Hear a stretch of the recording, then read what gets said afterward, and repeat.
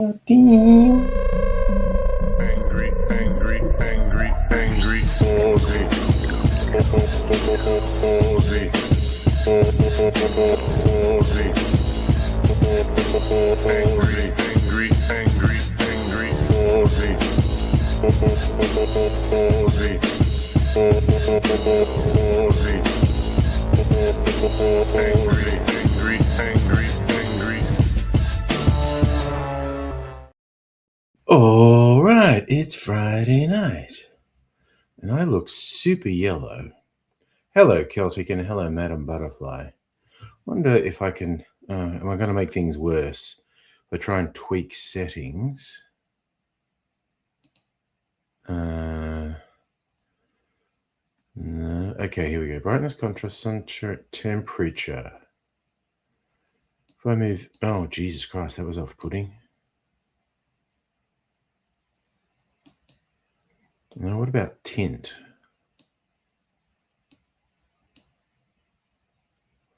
That do. It's maybe a bit redder there. Wait a second. I also think this light's too bright. Now I feel like I've gone a bit purple. What happens if I go all the way over here? Oh, yeah, see, that's green. And that's purple. I probably want to be like here. Exposure, highlight, shadows, vibrance, sharpness. Temperature. If I go all the way over here, that might actually be better. And or there's warm temperature. Yeah, that's like super fucking orange.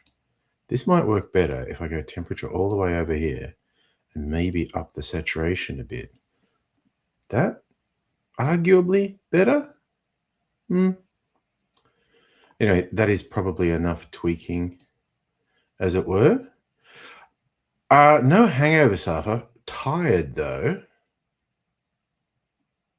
Heine, thank you for the professional edge there, my man. Whites on the shirt are a touch warm. You think this is too saturated? Okay. I very much appreciate the feedback. I'll cut the saturation again.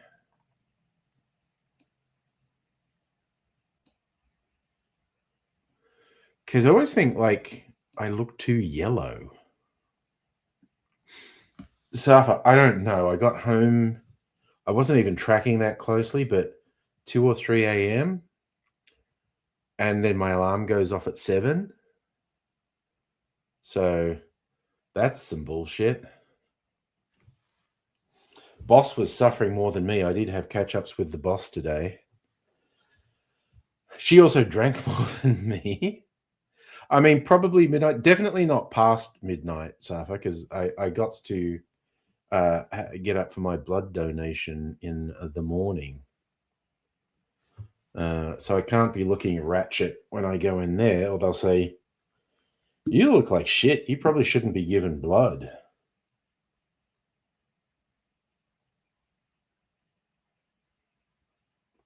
Heidi, you think it was fine when I started, and now I look a bit yellow. Okay, see, I'm shit with the adjustments.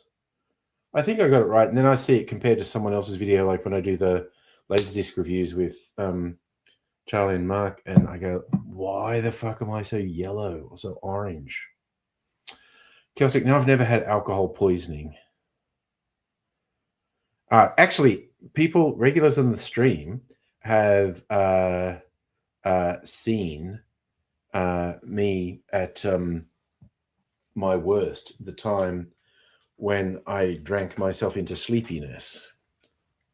Hey, Charlie. You really think I'm that yellow? I look like The Simpsons? I did check this for calibration, and it seems working. I love this. Okay. This has got about a 15-second warm-up. 8, 7, 6. Calibration blow, as it were.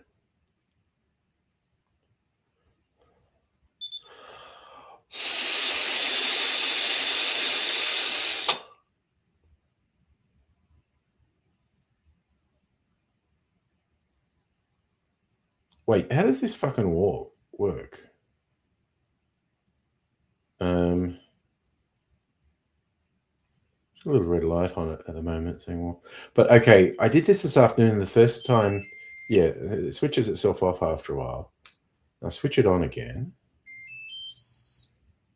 Fun little tune it plays. Do do do.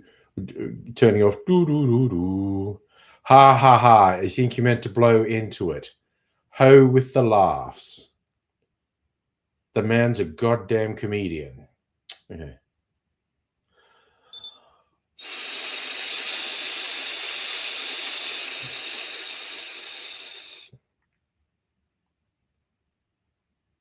See, what the fuck is it doing? It's not even doing a reading.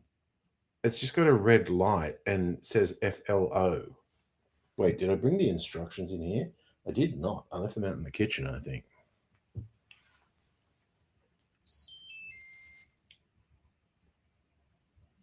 Hey, there's something wrong with it.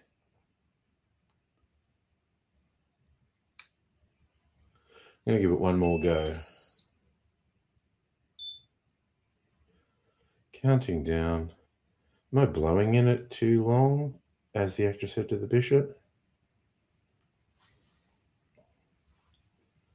The last time I'm going to try.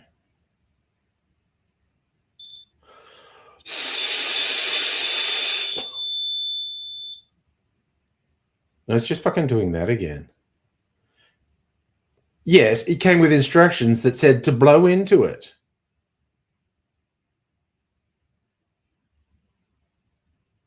But it's just not fucking working. I thought I did get it to work this afternoon. It did that stupid thing once.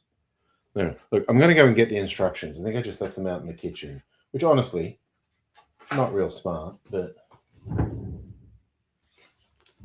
let's say I never claimed to be smart. Let's have a look.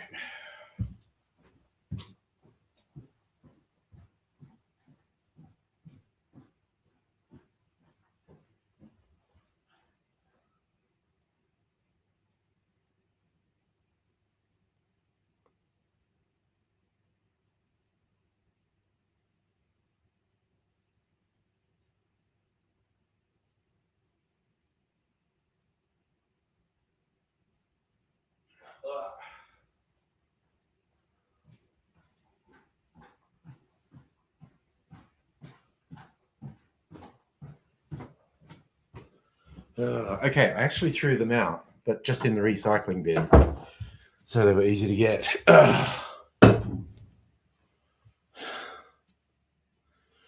Okay, so number 005. If the result is higher than 0.05, the warning signal will display, but it's also meant to show the display. Hot. Okay, if it's too hot, it won't work. CRL. When the device is tested over 500 times, I have to send the device back for calibration. Okay. Battery warning, flow. The breath sample is not giving. Oh! Geez, instructions useful. I got to blow harder, as the actress said to the bishop. Okay. Well, let's try again.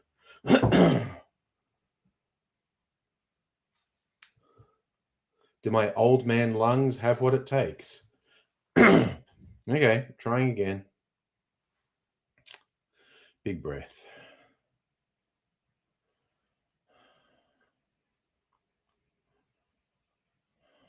Let's go, let's go, let's go.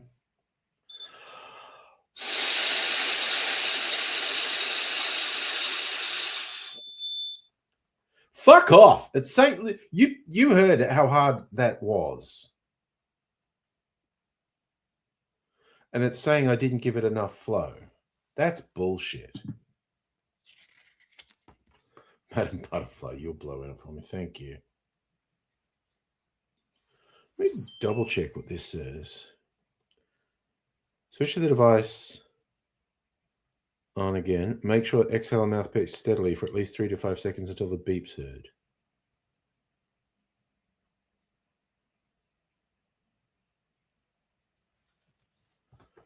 Okay, well, that's fucking bullshit. Okay, the other thing is maybe mouthpiece? I don't know, didn't want to go in all the way, as the actress said to the bishop. I'm going to say that a lot tonight, I've decided.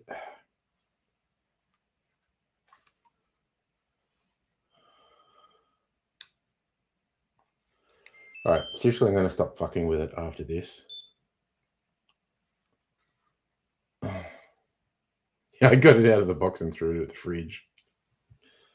Okay. It's a sleek little device, but it's just not working. Yeah,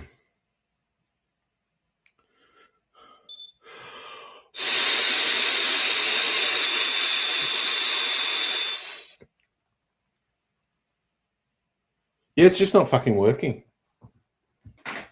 You can hear how hard I'm blowing into it and saying I'm not blowing into enough, so fuck that. It's not working. C'est la vie. So I was going to calibrate it like with a zero alcohol thing. Too late for that now. Now I'm going to have a drink. You'll decide what I'm going to do tonight for however long I last. So let's do an Angry Bunch sometime soon.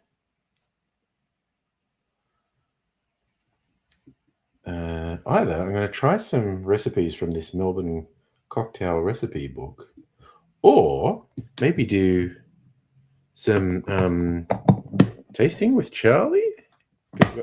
You got the new things. I don't know if you've tasted yet. Made the last one look cheap. This one's the Australian safety standard. Yeah, but it's just not fucking working with the blowing into it. I can play the new vid now. It's well, it actually went live today. Makes it easy to play. But I am actually quite happy with the editing on this one.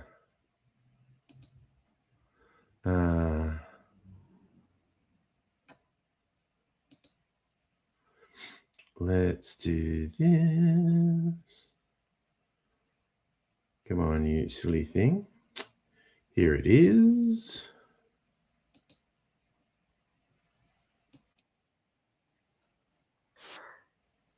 Okay, that was very slow to respond, laptop. Good on you.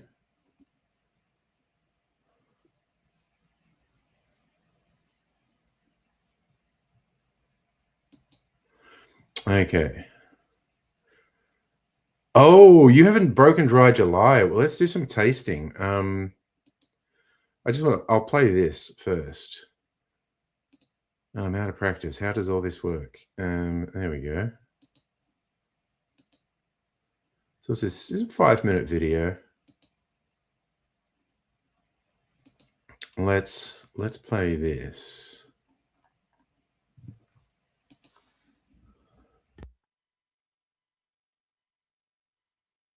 G'day, cocktail lovers. It's time for another bit of vanity as I fill up the book with some of my favorite cocktails that I found around the world. This time, yet again, I'm putting an original in here. That's right, along with recipes from some of the best bartenders in the world, I have decided something I came up with is worth going in there. You're fucking arrogant. I did a taste test of my favorites from 2025, remade my top 10, and this one, which I call the Quadrant, turned out to be my favorite from the whole list. The idea for this cocktail started with how lazy I am. I had the idea I wanted something when I'm live streaming to quickly stir up a cocktail and when I'm too lazy to squeeze some citrus, or even go to the fridge in another room and get citrus that I squeezed earlier. It's a problem of motivation, all right? The next decision I made was fairly arbitrary. I wanted this to be 4 equal parts cocktail, somewhat like the Last Word template, but without the citrus. I wanted this to be more complex than a standard old-fashioned, which is my go-to when I'm just mixing up a lazy drink. Once I went 4 equal parts, and this should be called a quadrant, I did a bit of research to go, is there recipes online someone's already published called the quadrant? Could I just take them rather than make up my own? I found a few that weren't 4 parts. They called it a quadrant, but not 4-part cocktail. That just makes no fucking sense. Why would you do that? That doesn't make any sense. I eventually did find one that was 4 equal parts, but one of the ingredients was flavored vodka. See, now that's some bullshit. Vodka is such a bullshit cocktail ingredient. It was not going to be one of the 4 parts in my quadrant. Oh, and nobody bother with pedantry and say quadrant doesn't mean 4 equal parts. Actually, it sounds cool. That's why I'm going for it. No one likes your pedantry. It's annoying. Oh, why don't you stop annoying me? One idea I did take from the 4 equal parts quadrant I found was using dry vermouth to cut the sweetness, because there are a few sweeter ingredients in here, and rather than have it just be all sweetness, the dry vermouth is a nice contrast in here. Having said that, stepping through the ingredients, first I'm using this orange gin from the local distiller Marionette. Now this is very local to me, but I'm sure you can find something suitable where you are. Lots of innovative distillers around the world. Next, I'm adding orange liqueur, namely my homemade blood orange liqueur, and it just so happens coming into blood orange season where I am, so I'll be making a new batch of this soon. I'm also including yellow chartreuse, but if you're one of the people who has trouble sourcing yellow chartreuse, I recommend do a bit of experimentation. Use something herbal, or maybe even something in the Amaro range that you like, just something that contrasts with the other elements. And finally, as mentioned, I am using dry vermouth, and this is another local product, Maiden Eye's Classic Vermouth. That's all the ingredients, and the beauty of an equal parts cocktail, you can scale it up or down, make yourself a smaller or bigger drink, make a batch. If you're making just one for yourself or someone else, I'd recommend 3/4 of an ounce of each element, or maybe 1 ounce if you're feeling like treating yourself. I decided I'm going to make a batch and barrel age it, so I'm doing 250 mils of each element, but it's pretty simple to make. We make it like this. I'm going with 1 part of the orange gin, then 1 part orange liqueur, then 1 part yellow chartreuse, rounding things out with 1 part dry vermouth. Then it goes in the barrel, and I wait a couple of weeks for the barrel to do its magic. 2 weeks later. When taking it out of the barrel, I decided to run it through a paper coffee filter. That really helps with the clarity of the cocktail, and you can pick up some of the char from the inside of the barrel, and I didn't really want that in my drink. So it's come out really nicely. Because I didn't dilute this batch when it went into the barrel, I'm going to pour about 90 mils over ice and stir that for 20 to 25 seconds so it gets nice and cold and we get a bit of dilution. You could serve this up, but I'm pouring it over some of my sexy clear ice in a rocks glass and garnishing it with a twist of orange peel. Looks great on the clear ice. It did pick up a bit of color from the barrel, which I would expect after the 2 to 3 weeks I put it in there. But in terms of taste, let's see how this come out. You know, this is still one of my favorites. This is really nice. It's got some herbal complexity. It's sweet, but the vermouth stops it from being too sweet. Also, a twist of orange peel. Just getting that waft of the orange oils when you bring it up really adds to the whole thing. You don't need to go with orange as the motif. You could go with other flavors. The one I saw that was 4 equal parts used pear flavored elements. So, get creative. Whenever I come up with these things, I'm just going like, balance is what it's all about. I think this does balance quite well. So feel free to experiment and let me know if you do. Either try it my way or try it your way. I'd love to hear about it. Want to have you back here soon for some more cocktail action. Until I do see you again, I'll say cheers. You like the clipping, Charlie? Like, it was literally, like you were telling me you thought the clip looked a bit lonely when there was only 1 or 2 in it and in the video. So I'm like, okay, I'm just going to do a bunch of clips in here. So as I was writing the script, I was just like, oh, I should be able to get effectively a reaction clip for this line here. And as you can see, I did. I got a bunch of them. Everything's very clean. I was quite happy with how that one came together. So I didn't script anything this week, and I considered I could have scripted something this afternoon, I guess, but I didn't have an idea in mind, and I just worried I didn't have the energy tonight to project for a video because I'm still a little bit tired.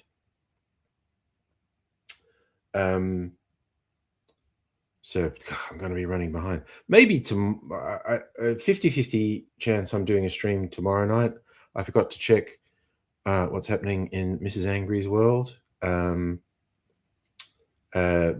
we'll check in on that, and I'll post on the Discord if I'm streaming tomorrow. If I'm streaming tomorrow, then maybe I will actually script something for a video.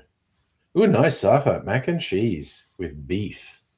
I made a little mini pizza. Charlie, you watch the vid back 10 times, wait for when wake up in the morning, your brain just goes, oh, I know, and start banging them in. Nice. Okay. I like that.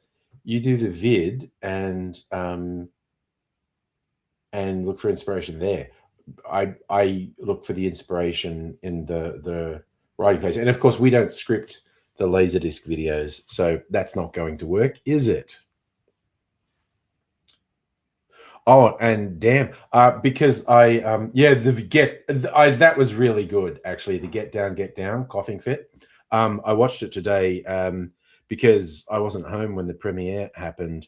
I watched it on my lunch thing, and I just kicked back on the lounge. I watched it on the TV. It was fun watching it on the TV, and you had some killer clipping going on in that one. I got a few good laughs out of the things you put in. It's like, get down. Like I'm being shorter. I mean, I think they should be as long as they need to be good content. Because I mean, people do those fucking 3-4 hour video essays. Yeah, you don't have to put in something for every movie. None of them need the full trailer. I think it's how you're vibing, I reckon. I wouldn't set a hard and fast rule. But I think it really comes down to that's good content. Put it up. Ooh, lost connection. Damn, don't know what's happening. Oh, wow, what's happening?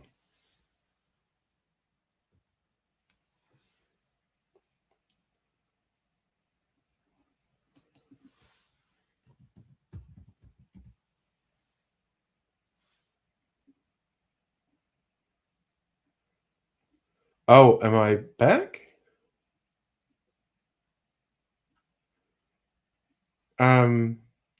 Because everything, it just told me it just cut everyone off. What the fuck is this?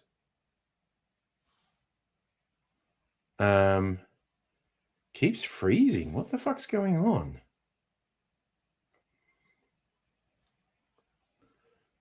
Oh, this is really weird.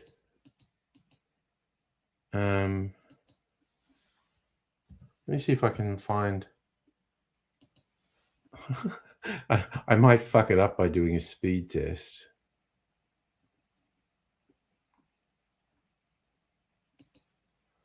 I'm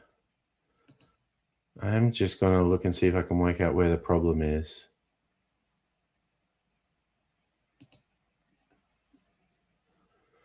Oh, yeah, but it's kind of shit, but getting there? Okay.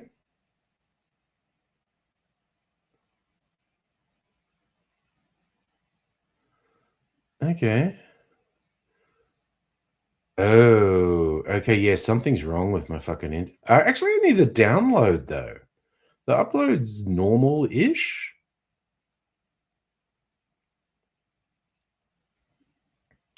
But the download's shit. Huh. Hello, Kirsty. How are you? I appear to have had momentary technical problems, which are maybe back on track now.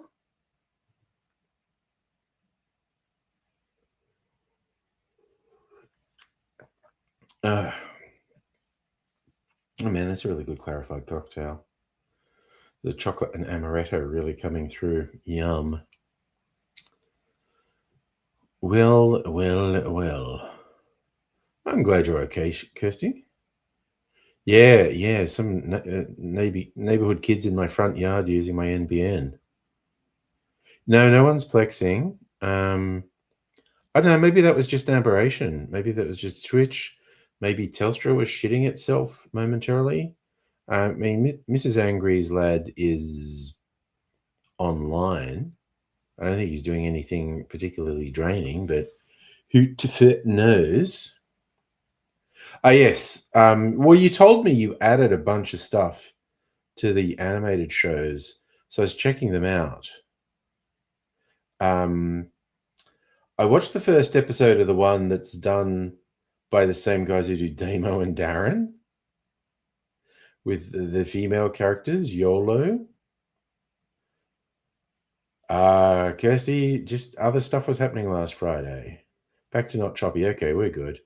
That was okay. I don't know that I'm going to watch any more of it because it wasn't super compelling. But I did watch President Curtis, the Rick and Morty spin-off. That was good for a laugh. I enjoyed President Curtis. There was another older one.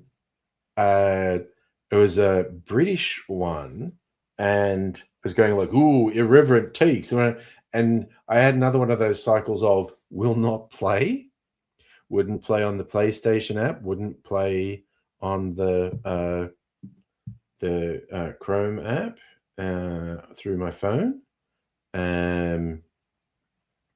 I might look at it on my laptop another time. Didn't like YOLO as much as Koala Man. Yeah, I mean, YOLO had the they were just putting weird fantastical stuff in it. I didn't hate it, but I don't know that it's compelling enough to keep watching.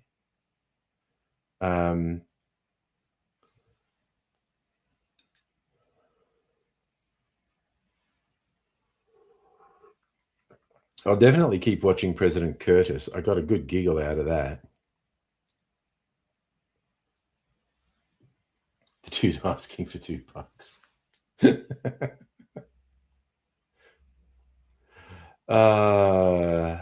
They love doing meth heads, going like right back to the first Damo and Darren, which is like, Jesus, more than 10 years ago.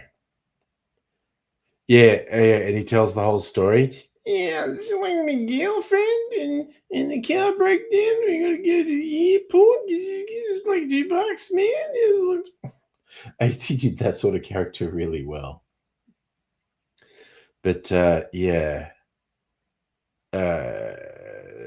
those folk love doing meth head characters. Been doing them for a long time. Oh, that's what he said. God bless you. Kirsty, your support man's going to watch The Ice Cream Man tomorrow. Okay, so is that a show called The Ice Cream Man, Kirsty? Or is your support worker stalking an ice cream man? Watch The Ice Cream Man is a bit ambiguous. So for $2 is like 20 in this economy with inflation. Yeah. Oh man, that is really fucking good. So I'm doing that thing where my own creation.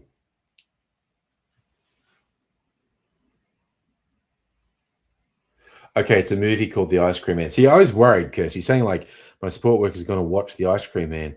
It makes them sound like a stalker, and they're stalking the Ice Cream Man. So what am I going to watch this weekend? Our movie of the week. She's got to have it. I really want to get around to watching Backrooms and maybe Obsession as well. Recent super successful low budget films. I don't think there were ever any. Mr. Whippy? There must have been. Everyone had a Mr. Whippy at some point. I don't know. Is it the Ice Cream Man movie from the 90s with Clint Howard? Jeez, Charlie knows the Arcane films. I am absolutely unfamiliar with any movie called The Ice Cream Man. Is there a new Ice Cream Man movie? It's an 18+ horror movie. Okay, now I have to look it up. Let's have a look. Come on, internet, you can do it. Ice Cream Man. It just says 1995. Let's have a look. Ice Cream Man movie. Yeah, okay. There is a 2026 slasher film called Ice Cream Man. There you go.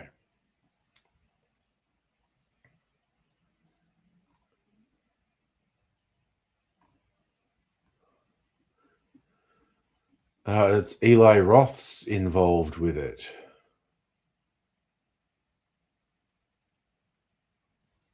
Don't know if he's the director or he's somehow involved with it. I know you hate Eli Roth. I liked his first movie, put it that way. Or I don't know if it was his absolute first, Cabin Fever. I remember enjoying that, but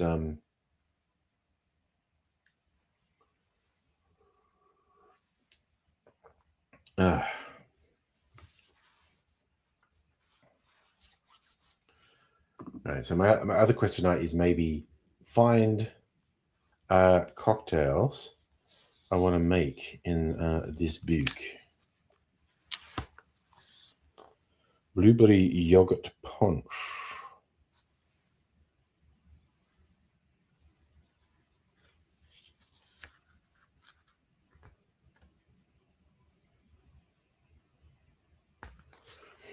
All right.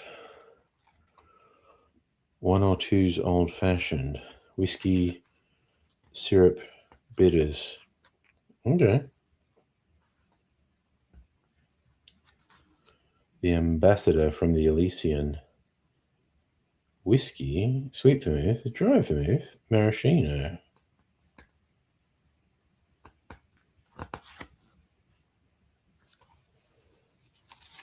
So jump away. Les Maison Pina. Pineapple juice, rum, cognac, cream of coconut. So that's a pina colada with cognac in it. I was from Bar Margot, which isn't around anymore. Kumquat and white tea kombucha. Bleh. Hate kombucha. Ooh, Golden Gay Time. Ooh, this is a clarified one. Caramel, ice cream, vanilla syrup, and whiskey and sherry. So combine the milk caramel ice cream, syrup, saline, and malt powder. Then pour in the whiskey, sherry, and lactic acid solution. Gently stir. Leave the mixture overnight in the refrigerator. Strain the mixture. Wow, that's really complicated. The milk part is milk, caramel, melted ice cream. Damn. They call that a Golden Gay Time. Eli Roth used AI in his new film. Well, yeah, fuck that.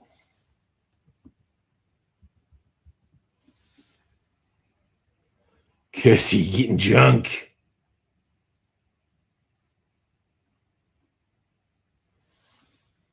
He's got to stop giving Eli Roth money.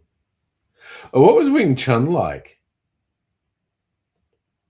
I thought from the way it was packaged, it was a doco, but when you put that clip in the Laserdisc video, I was like, oh no, it's a story. And again, great leads, Michelle Yeoh and Donnie Yen. Kirsty, Wing Chun is the name of a movie, and it's just about martial arts. Wing Chun is a branch of Kung Fu, I think. So, Charlie, what are we going to taste? And do you want to come on camera and do it? As the actress said to the bishop. Kick-ass action. Excellent point, Safa. Wait, who was Michelle Yeoh in Star Wars? I know Donnie Yen was in the best Star Wars, Rogue One.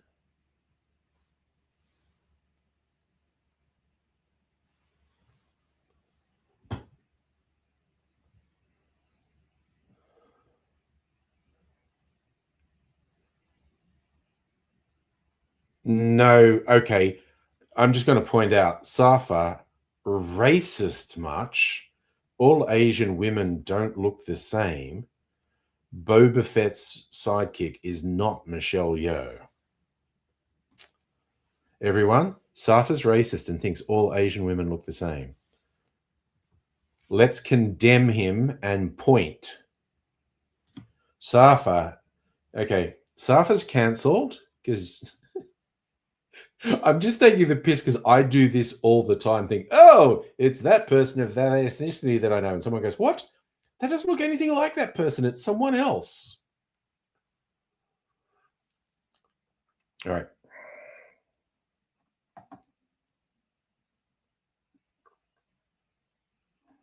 What am I doing? Getting organized.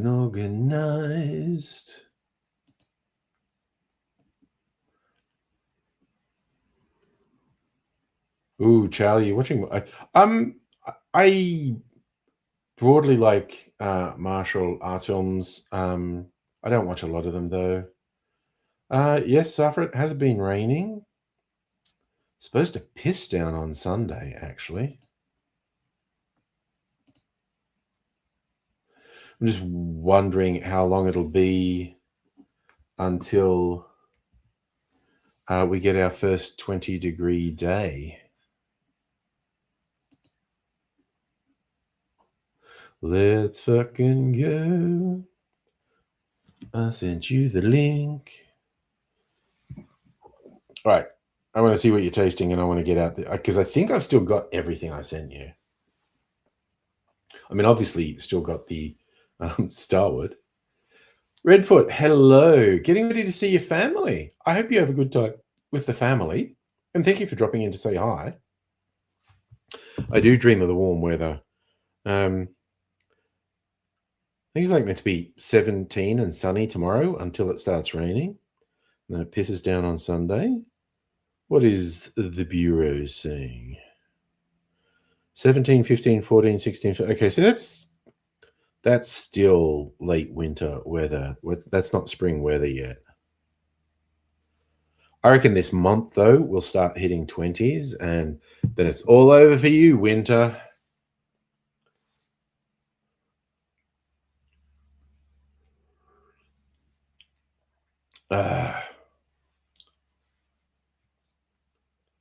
So, Redfoot, is it a special occasion with the family or just going to see the family? One does not need reasons to go and see family if you're getting on with them and just want to see them. So, for that is a weird and obscure question. Yellow trees? They're just spending a weekend. Well, that's nice. Here's Charlie. Okay. Yeah. Oh, yeah, opening a package. Talking about, getting Asians mixed up in movies. Now talking about yellow trees. I know, right? He's so cancelled. Can I show you something really cool? Okay. You Yeah. know how we do our movie of the week, right? Yeah. And usually it's a Laserdisc that we're going to sell. Yes. But fuck it, for the fun of it, I want to do a movie that I want to do with you, right? Yeah. Now, I got these in the mail. Where's the camera? There. Polyester. Now, Nice. This is polyester scratch. Oh, the scratch and sniffs. Odorama cards. I've got about 10 of them here, right? So Oh, I'm going to mail you. I'm going to mail you 2, okay? So you can have one for you and one for Mrs. Angry. Okay? Be aware, one of them is dog shit, okay? Yeah, I know. Yeah. But it'll be fun. I think I'll give one. I'll get a couple of Mark, a couple of you, and we'll do that for another week. Yeah. Not yet. I've got to wait till they're mailed because I've got to send that Bromwell High disc back to you as well. But I found a place in Footscray that make scratch and sniff for movies. That's awesome. And they're local, and the lady Erin, she loves me. Loves my because I'm I gave her a Teenage Mutant Ninja Turtles card, and they can use that, chemically analyze it, and then remake it. Oh. So they're wrapped, me. Anyway, so in the meantime, let's booze tonight. Opening a package. Oh, okay. Woo. Octave. This is the Starwood package. Octave. Oh, Pinot. Yeah. I'm going to start with the Pinot. All right. I'm going to get ready too. And we got tasting notes. Okay. The Octave Barrel one does look good on the shelf. I do love how they give you the drop newsletter. Yeah.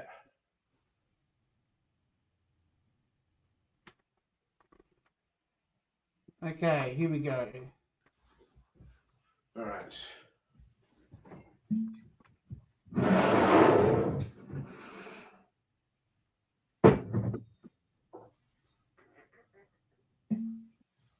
All right. Get some tasting glasses. Okie doke. So the oak barrels previously held Yarra Valley Pinot Noir, and then they spent 3 years in Barrique and 4 years in Pinot Puncheon. Technically a double red wine cask.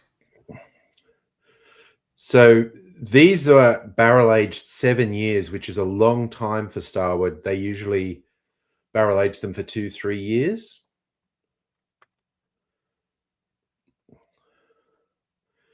So these spent much longer time in barrels. Right, well, I do. Hello. The smell straight away. I need to get some ice. I know I should heat it up. I know, but No. You drink it the way you want to drink it. Thank you. Yeah, that's the rules. Drink it how you want to drink it. Was that right? The rain's going to rain on Sunday. Wait, it's apparently got a piss down where I am. Oh, Kirsty, definitely do an Angry Bunch. Me and Charlie are just doing a tasting party for a little while. And then we'll go full Angry Bunch. All righty. Cheers, brother. Thank you. Cheers.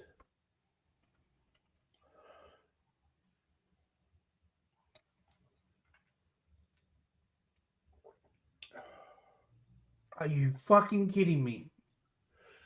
That's got some serious follow through, doesn't it? That's so deep. Yep. Like I'm getting a third different taste now just after swallowing it. There's this lingering thing and it just goes through a few cycles on your tongue. Deep golden syrup is... When you haven't had a Coke in 6 months, Coke tastes like 10 times better. Yeah. I haven't had a drink in a month since I broke it. That's right. You've been doing Dry July 5 weeks. Yeah. Yeah. So no, 4 because I broke it. Oh, that's right. You did actually break it the one time. Stewie came on. Yeah. Oh wow. That one just stays with you. The ice dilution opens up the Pinot Noir influence. Yeah. In fact, I'm going to put a little bit of water in mine now. Oh, he recommends it in a Manhattan. Yes, he recommends the Pinot in a Manhattan and the Octave in an Old Fashioned. And I love that he recommends them for cocktails. Yeah, cocktails, not one of those really like that other limited. Yeah.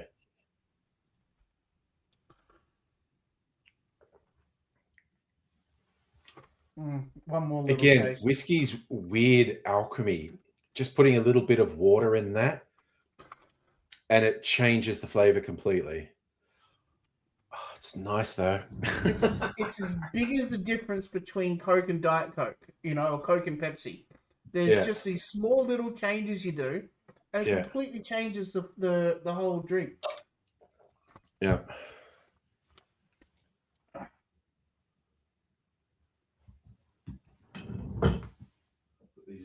lids on.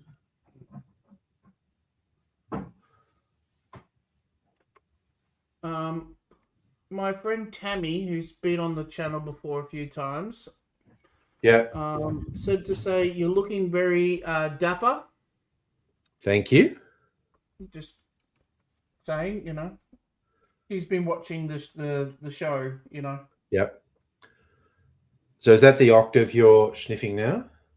Yeah, I'm still doing it. I did another one. Yeah, Pinot. This is still Pinot. Oh, you're still doing the Pinot. Okay. I did one more Pinot. Sorry. Yeah, I was so No. yummy. One good Pinot deserves another, you know.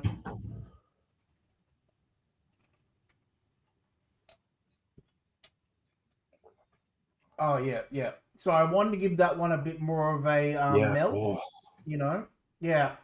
It's cute. So much, on the second sip, it's so different because I no longer have that burn. Like, you know, it's now smooth and creamy.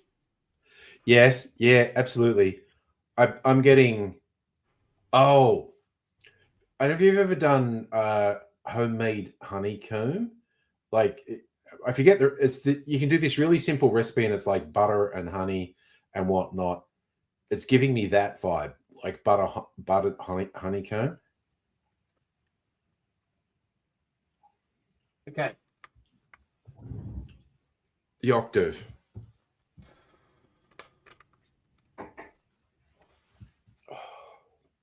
This is the one with the big circle on behind you in the video. This is the.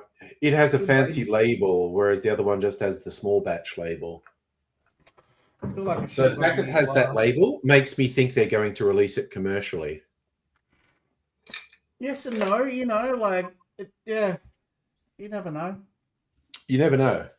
Yeah, be good if they did. Yeah. They haven't done many new commercial drinks for a while. It's probably been a year since they've released something different to retail. Oh, this one was done in 100-liter casks instead of the standard ones. Yeah. Octave barrels are smaller.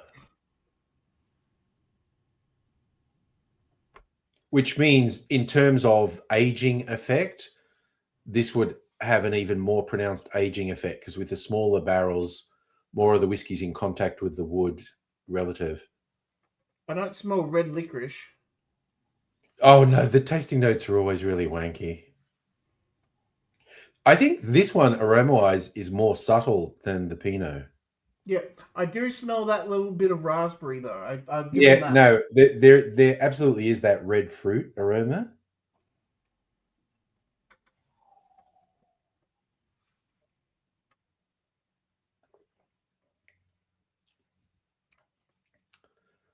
All right. I like the Pinot better. I think the Pinot has more sort of punch. This has just a really nice smoothness. It's really mellow.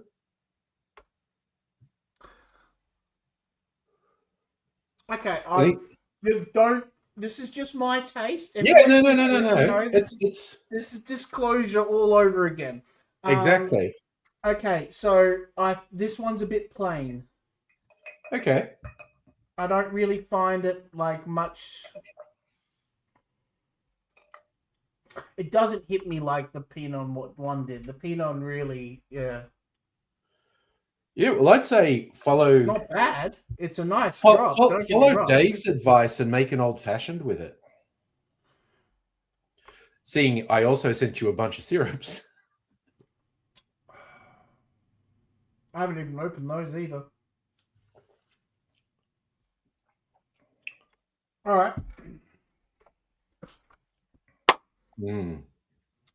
What do we start off with, do you reckon? We have Biscoff brandy, Biscoff whiskey, Bloodline liqueur, Collet beer. I think the Collet beer, yeah. That's the Collet beer is syrup. Yeah, that goes. That's what you use. For, That's what I was saying. Like, make an old fashioned with that as the syrup. Yeah, boy. Okay.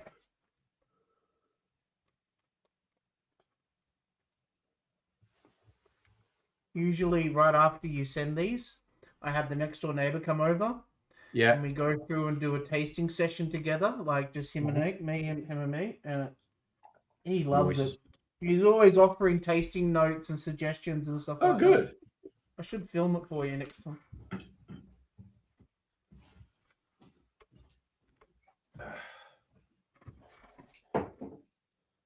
So, are you making an old-fashioned with the Octave barrel? Yes, Octave, just a bit of Octave mixed with a tiny bit of the Coley beer. Yeah. It's definitely going to be a sweet combination. Yeah. And Rottweiler, dude, oh my God. Have you seen all the videos on YouTube of people breaking into card shops that sell Pokemon cards? And they're doing like those grab and dash kind of thing, you know? I am going to go a little different. Oh, fuck me. Good old fashioned? That's Coley beer? Wow. Yeah. Yeah, I can taste it in the after. Oh, wow. Yeah. It makes a good syrup when you reduce it. Fucking divine.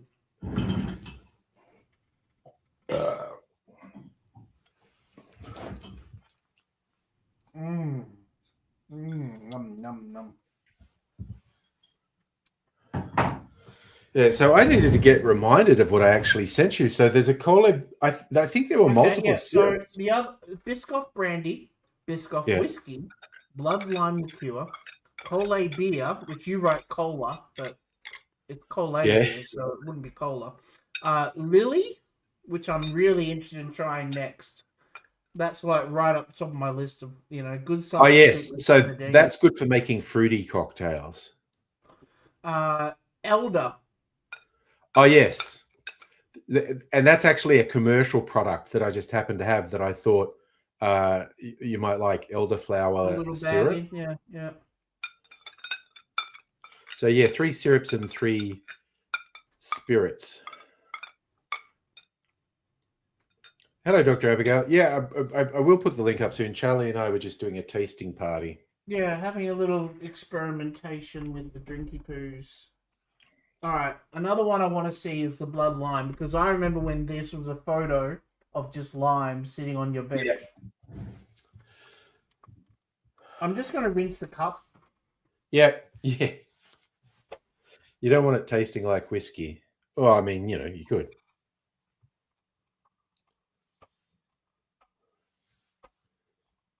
And then I'm going to cut back to a Mandalorian because I'm feeling it already. Yeah, that's fair. So the blood lime liqueur, it would be really good in a margarita instead of orange liqueur, or even just that with a bit of soda. I think makes a good drink. Oh, that's citrus, yum. Yeah. I've gone to great effort to extract the citrus aromas. It's sort of like mandarins.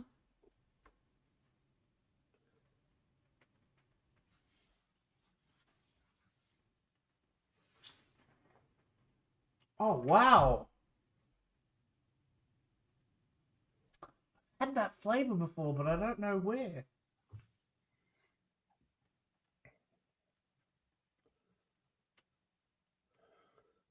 So I don't know what they cross the limes with to get to them to go. That feels like. I'm sorry. What did you say?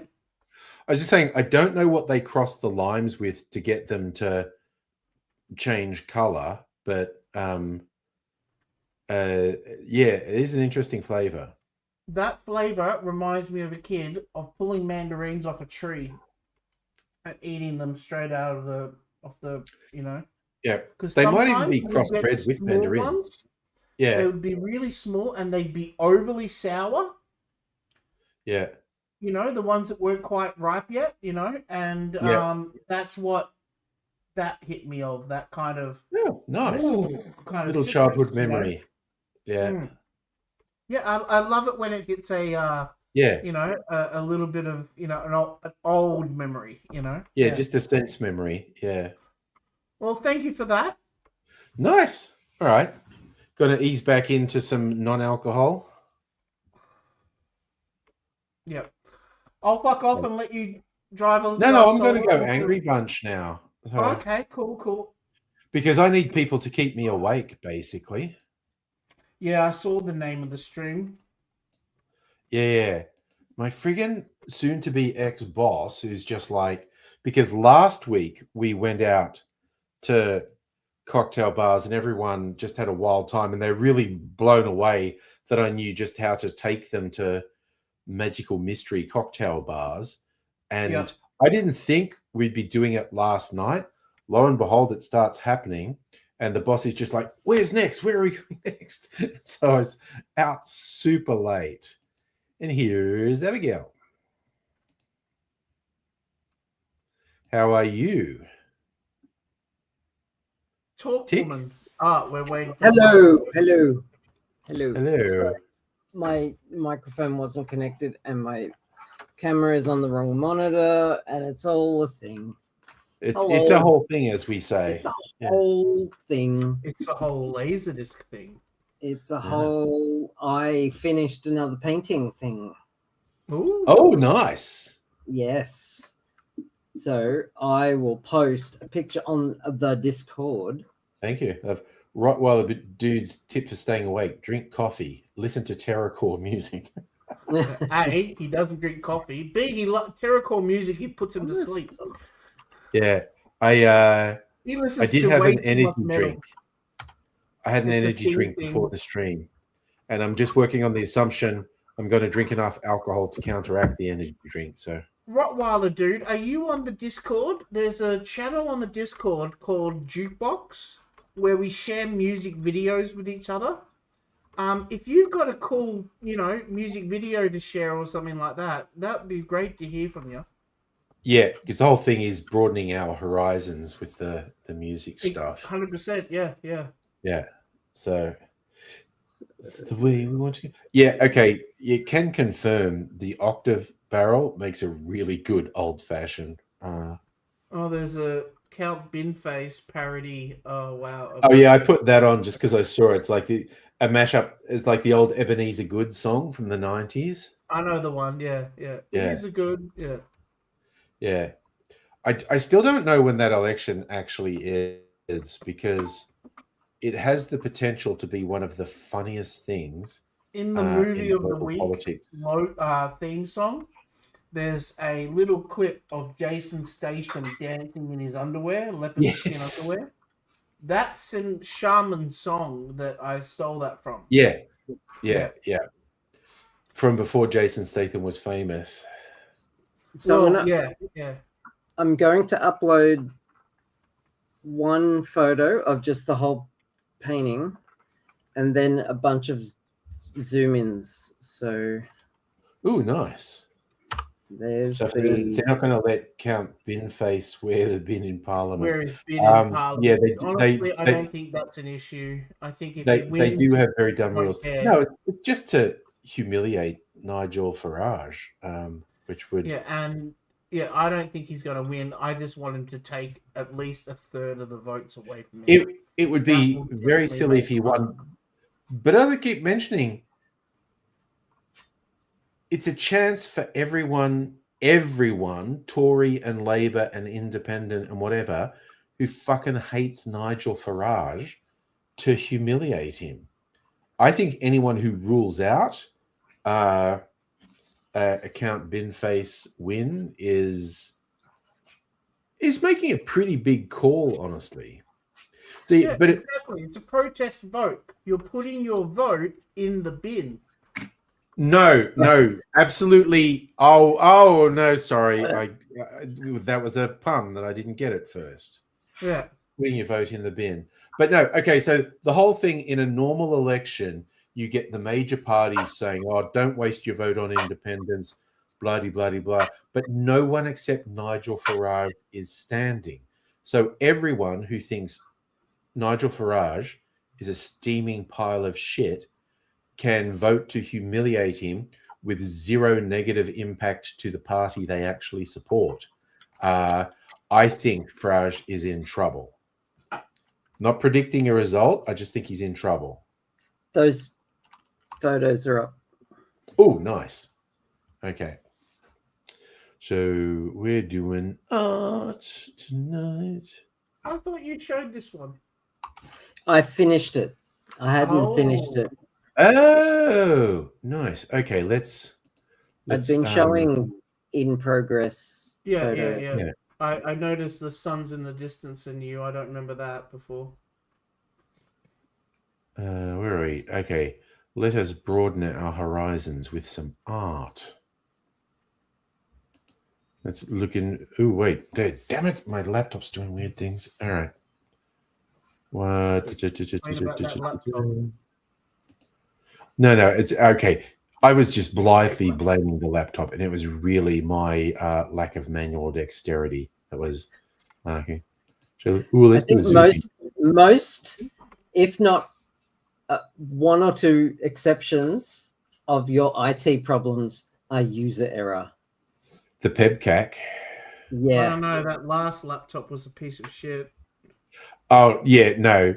In my defense, that one was a piece of shit.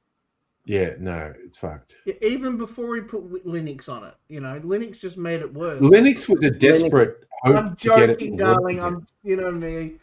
Come on, you know me. Windows is getting worse and worse. Linux is just getting better and better. Yeah, I agree. Yeah, they haven't passed each other though yet.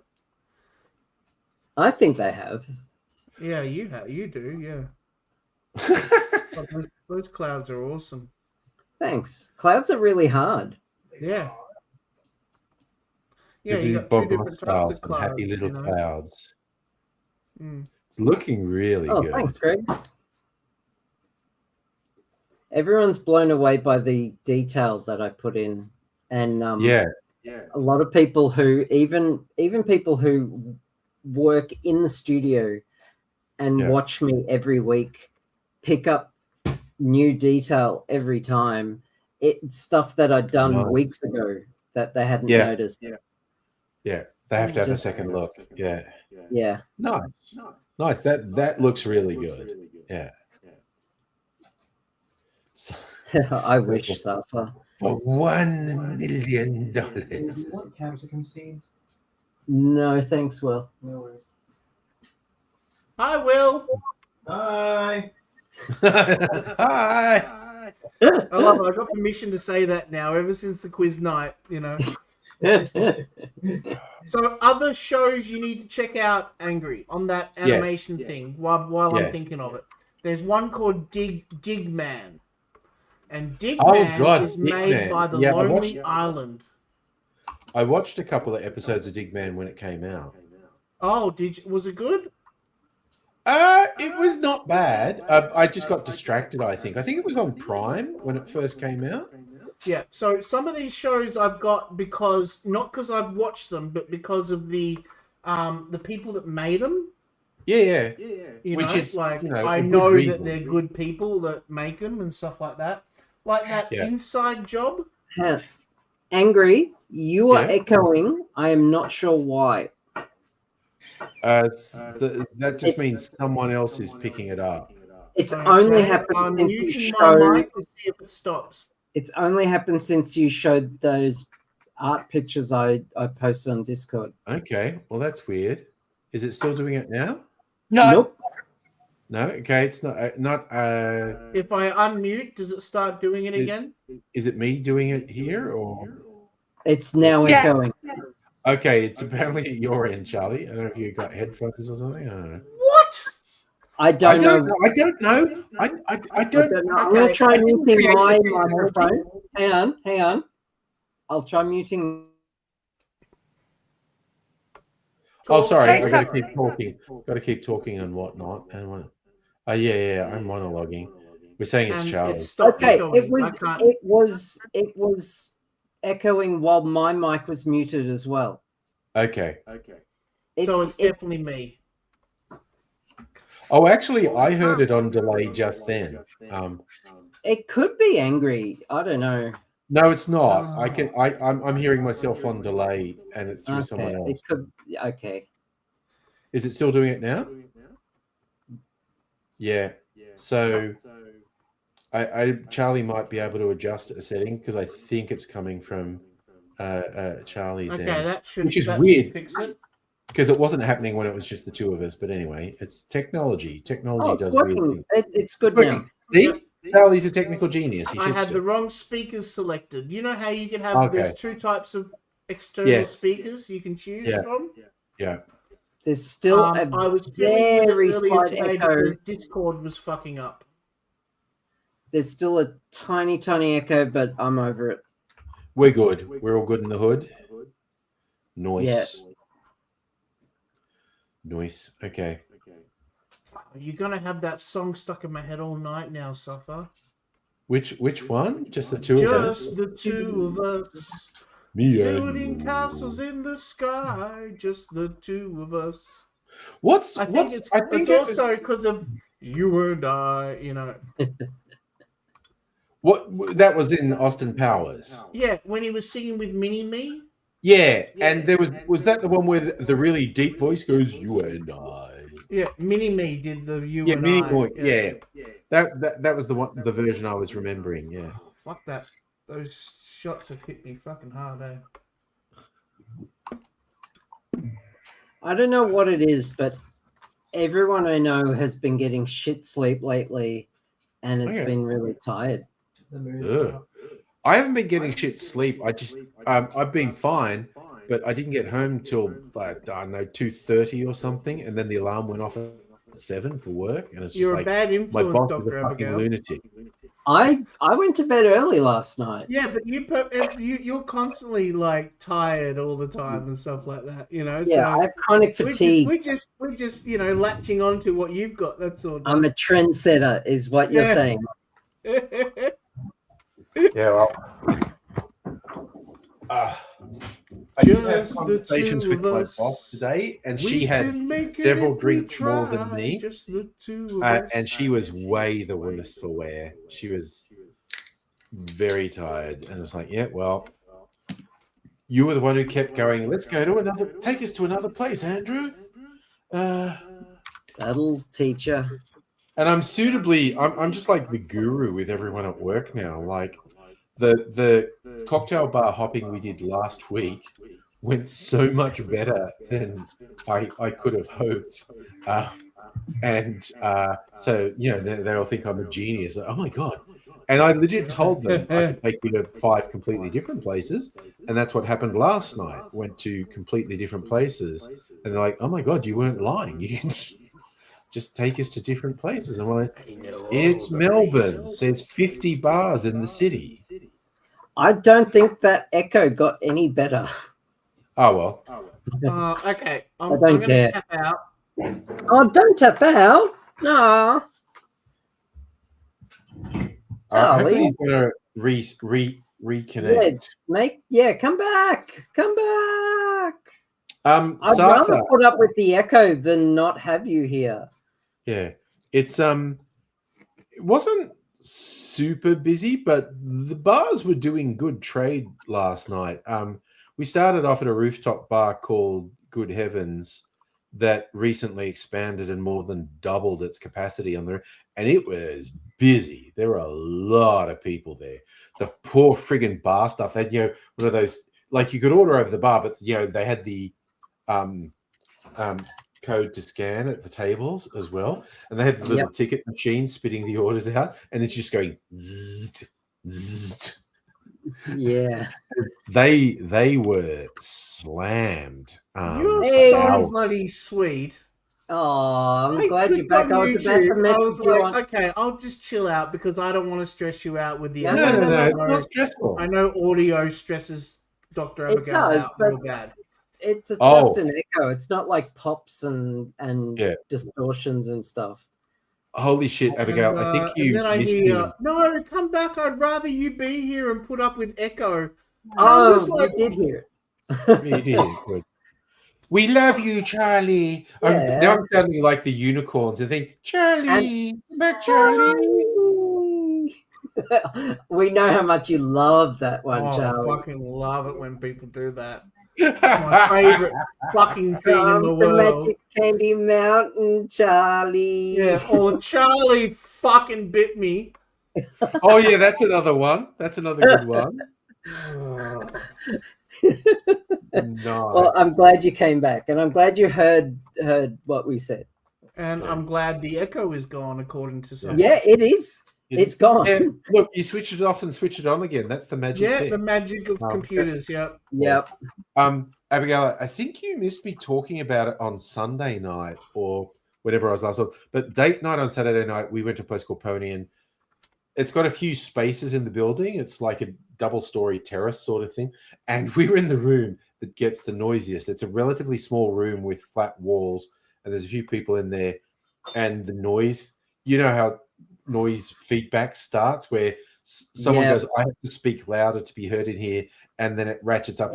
And we'd have these occasional spikes where someone shrieked or laughed or whatever, and then there'd be this really sharp spike. And we were tolerating it, and because they do nice food and nice drinks, we're having a good time, and we're finished, and we're like, I looked and I was like, okay, it's 20 minutes to a train, and it's literally across the road from a train station.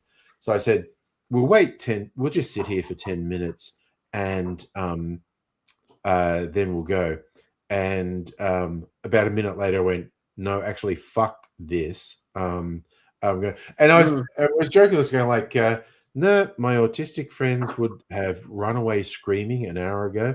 And I'm going like, I am much more autistic after being in here for a couple of hours.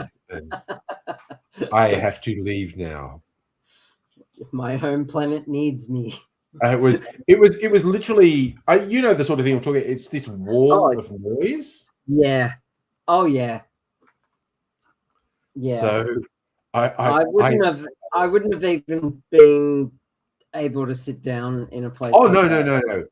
Anyone with noise sensitivity would have sat there for 5 minutes and went, "Fuck no, that's not happening." Remember that time at Patient Wolf? Yes, because that got really noisy. Yeah, it's all bare walls, and they had a function on, and I was just sitting there with my noise cancelling headphones, just like, this place has really good gin, but oh my god, I'm dying. What's this doing? Sorry, I'm trying to. Starwood is not much better, honestly. Starwood is a bigger space, but it's just echoey. Starwood is not the great. High roofs. When they have really high roofs and really modern architecture, it's so echoey. Oh, it's a distillery. Yeah. It's an industrial space. It's not even modern architecture. Yeah. But as you say, I haven't been to Patient Wolf for ages. Now, just even mentioning it makes me go, I'd like to go back to Patient Wolf. That's a nice venue. I like it. But you're right. There was like Hens Night or something. No, it was a corporate function happening. There were just a lot of people. A lot of people. Yeah, and because it's all brick walls and stuff. Yeah, I think because they from I think 7:30 is the earliest point where you can play a whiskey ad on TV, free-to-air TV. I think. Is that a real thing? I don't know if it is, but if he's asking our opinion. I don't fucking know. I'm not in the Advertising Standards Council. You have the internet. Google it. Sorry about that. I had a call from my mum. Oh wow! Now who's echoing? No, I'm echoing. You are echoing, Kirsty. So but How was your mum? She was good last night. Oh.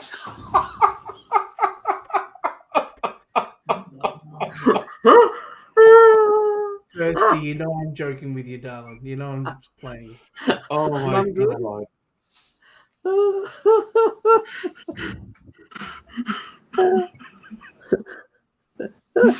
You're such a funny man. All right, that's so I good. I was expecting you're such a fuckwit, but thank you for the nice one. Oh fuck! You're not a fuckwit. This Good was on you, I was mate. watching Good on you, mate. Hassan's stream the other day, and some rando came on. I'm going to wind him up. I'm going to say, "Have you been shocking your dog?" And he was just bored, and he just went, "No, I put the shock collar on your mother's pussy last night, and I'm your father now." And he said, "I'm not even your stepfather. I'm just your father." The language from angry. Oh, your echo is out of Angry's control. a dirty old man. Yeah. It's So green there's yard. the source of the problem is the lag between. I'm pretty sure it's between people and you, Charlie. So we worked out with me, but for some reason, Kirsty's in Adelaide, which is geographically closer to you, but it's like the I lag is think- worse. She needs to leave and come back like I did. Oh, because that fixed it. That fixed Charlie, yeah. Kirsty, can Okay, you, I'll can you do do us that. that Try favor? that. Yeah. If it worked. Hello, Fallen Dreams. How you doing?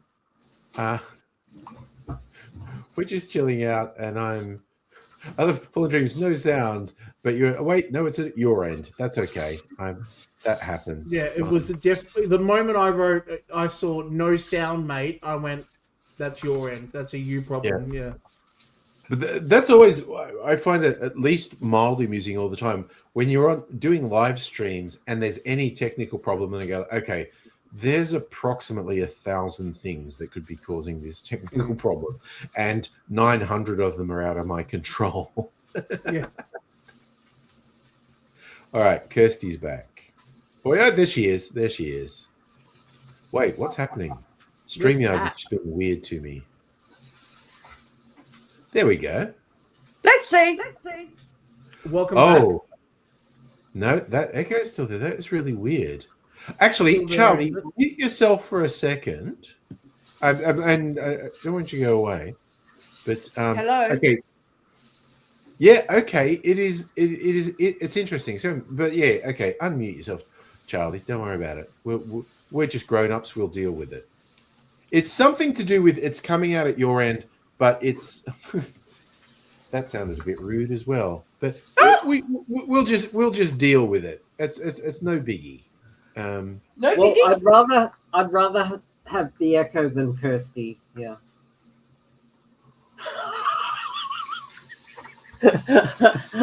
Ooh, damn! I'm unmuting myself to say, Damn! burn. Because I only say that because Charlie left because of the echo, and I said, come back, I'd rather have you here and put up with the echo than not have you here. Yeah, so it's Charlie, just, and so we're I'm doing jokes. doing the old switcheroo. And yes, Safra, I did see those new And I think you missed photos of that, the sun this Kirsty. week. I know you Also, were okay. shivering. I'm trying a different setting. Has Yeah. this helped at all? I don't know. Kirsty, say hello to us again. Hello.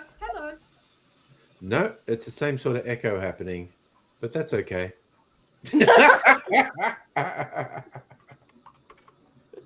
We're fine. We're all Yes. happy Fuck doing it. that. All right. Yeah, no, we're saying fuck. It's so, look, it's literally it's the internet and signals and lag and shenanigans. I'll just do a It's- Discord style and mute when It's I'm not. Marbo, it's a vibe. I literally like we were doing doing the work presentation because we're talking about like I'm tired because my soon-to-be ex-boss who's leaving. We've been going out and cocktail bar hopping, but you did the standard at work or farewell speech. Everyone makes lovely speeches and whatnot, and someone put together like a slideshow presentation. We had this big screen to put it on, and one of my sidekicks is there, and he's running it, and he hits play, and he's looking at his laptop screen, and nothing's happening on the big screen, and it was just lag between his laptop because it was a Microsoft Teams meeting and the big screen, and it was a lag of about a second, and he panicked and stopped the presentation. He's like, "It's not working," and I was like, "It's working. That you're doing it here, and it's going out to the internet, bouncing off something, and then coming, and it's lagging by about a second or two. Just calm the fuck down and play it." And he's like, "Oh, okay." You see, because everyone's watching, because it was this big thing. You've got all the streaming experience, so you know about lag so well. Yeah. Yeah. He just freaked out and went, "Ah!" And I was like, "Just no, chill. Just hit play. And if you try to stop it again, I'm going to slap your hands away. We're not going to get HR involved, but it's going to get physically violent if you do that again." I remember I was at a developer's conference once, and it was just it was a conference for specifically for the programming language Delphi, which is Object Pascal, and it was Delphi version 7, which was technically the first .NET compatible language that you could get before Microsoft released C#. Oh, I know. So, okay. And there was a Microsoft representative at this conference to kind of celebrate the community that did this, and we were all sitting waiting for this speech by this it wasn't a speech, it was a presentation by this Microsoft developer, and his first question was, how many people have an Xbox? Because the Xbox had just been released, the very first one. Yes, the very first one. And because we were all corporate developers at a developers conference that generally you get your boss to pay to go to, no one was a gamer, and if you are, you're a PC gamer, which I was. Anyway. Not a console gamer. Yeah. So no one put their hand up. No one had an Xbox, and so the Microsoft guy pulled his laptop off of the dock that it was on as a joke. Yeah, it's like pretended to walk off in a huff. Yeah, and then put it back on, and it didn't resync up with all the tech, and it delayed his presentation by 20 minutes. Oof. Yeah. Oh no. That's 2003 in a nutshell right there, isn't it? Yep. There was a worse one whereas Bill Gates doing the annual presentation and got a blue screen of death. It was a printer presentation, yeah.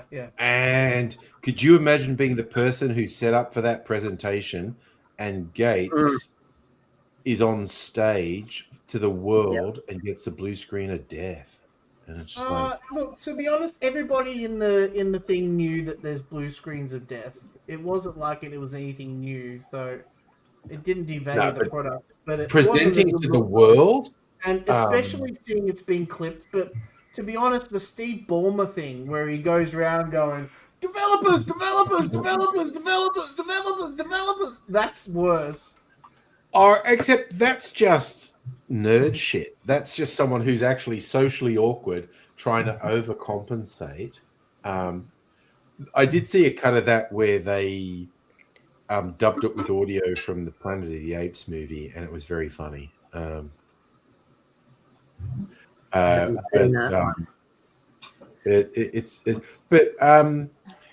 Because Gates was also really brutal to people in Microsoft, like swearing at them and abusing them and whatnot, and they just went with it. So was Jobs? Jobs. Okay, Jobs was an actual piece of shit. Gates was just someone who expressed his anger in a reasonably extreme way. Yeah, but if you could bring the goods, Gates backed off. Oh yeah, my favorite. What was his name? Joel Spolsky. I had a blog for years, Joel on Software. I don't know if he still does it. He was the co-creator of Stack Overflow, which is this huge developer. Yeah. But I was reading his blog in the early. Still use Stack Overflow. Yeah, everyone. I was reading his blog in the early 2000s, and he was like in the 90s. He was at Microsoft, and he was on the Excel team, and there are these really arcane problems with Excel, and you have to hard code a solution to them, and it's just really weird with dates and shit, and you have to have this really obscure thing. It can't calculate this date properly, so you have to hard code a thing: if X then Y. And again, Gates was an engineer and smart, and as with Jobs he was a visionary. He was a marketer.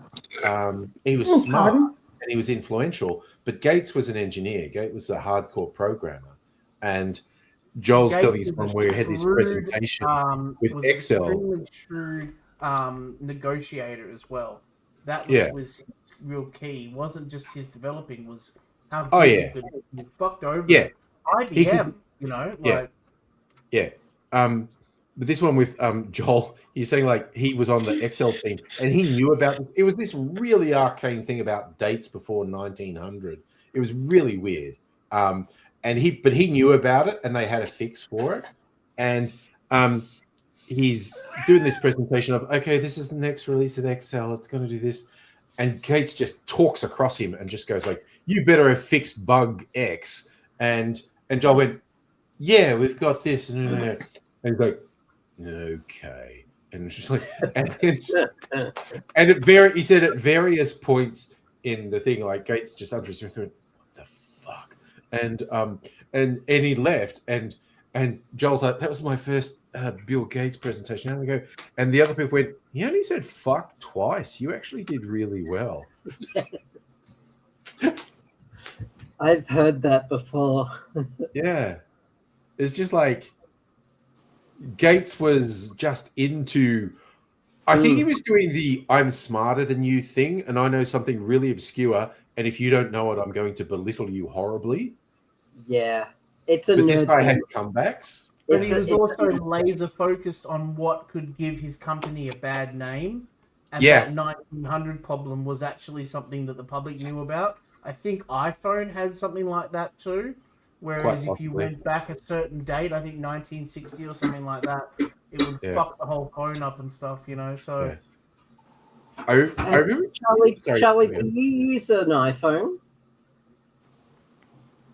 I've never had an Apple product in my whole life. I'm surprised because you only have one eye. Is that the one-eyed Apple support? Put it in your eye socket, an iPhone.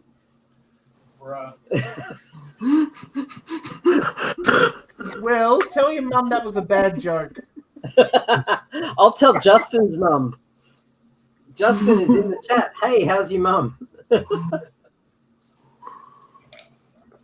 Yeah. Sorry, it was a bad joke. I refuse to use Apple products as well. Yeah, no, Futurama did it too. They had iPhone and it was something that you had implanted in your eye. Yeah. I have iPhones. I've had one since the iPhone 3. It was the first iPhone with a decent camera. Doesn't your company buy them for you? No. He chooses to buy them. This one's an iPhone. That's the worst part. 16. I got locked in. You can get out. You can buy he does fit into one of the categories. iPhones are for old people and girls, right?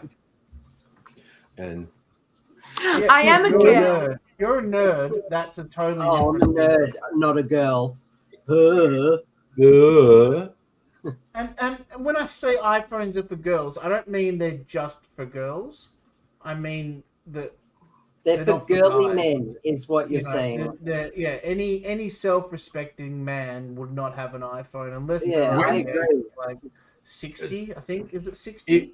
It was funny when Apple released those colored all-in-one computers and the laptops. Oh, And there were some guys who were like really betraying their insecurity, like, don't want to carry something around that's like a bloody color.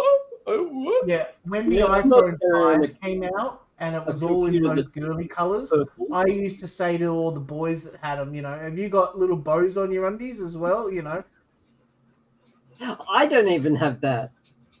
I do on my bra. Oh well, that's nice. I don't know.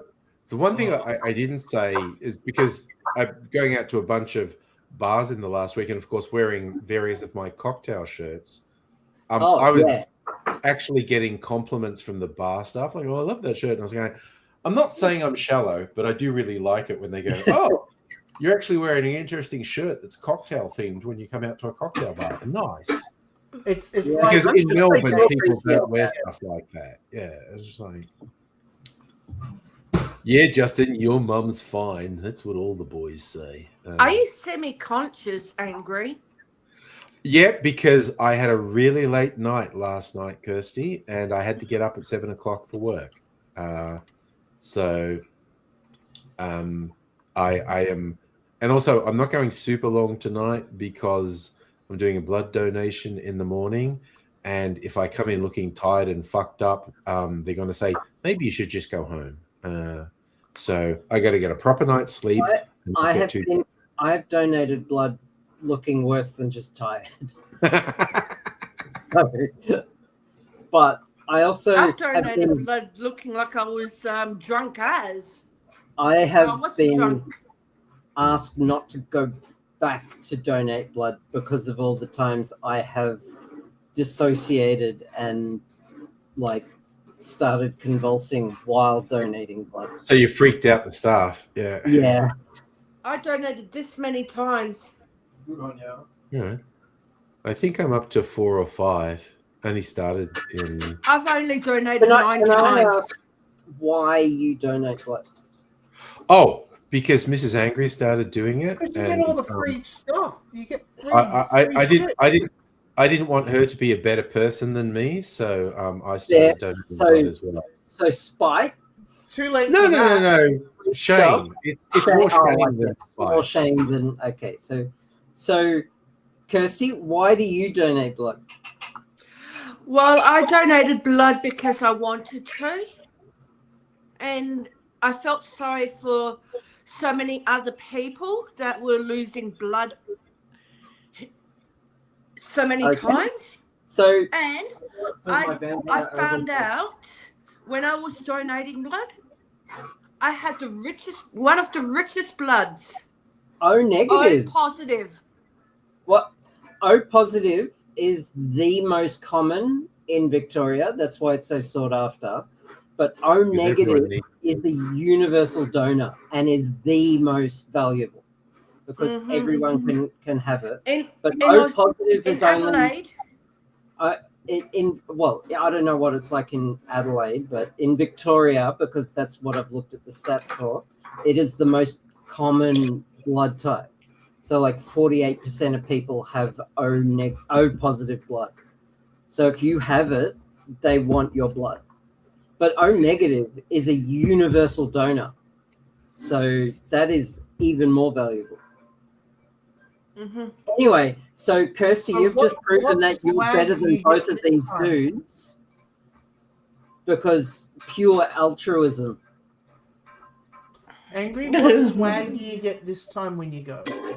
Actually, I have to do it a couple more times to get more swag. Last time I got the insulated coffee cup. Yeah, that says blood type caffeine. Oh, I want one. But I think it was the second time I got the keychain with my blood type on it, and I'm A positive. I just choose to believe my A plus thing is my grade for life. Yep. I'm getting an A plus for my life choices. The first time I donated blood, I didn't realize they have snacks and shit. Oh, I just hoe down on the snacks. I was prepared to go out and buy snacks afterwards. And then I saw like I'd done it. And then they said, oh, have a seat over here. Help yourself to snacks. And I'm like, what the hell? And I saw this huge collection of snacks. And I'm like, this is awesome. Yeah. Yeah, I'm going to have some flavored milk and some pretzels. Yeah, there were drinks, juice, fruit, little. They actually have a milkshake mixer at the one I go to. They have the different syrups, and they got the instructions like milk up to here on the thing.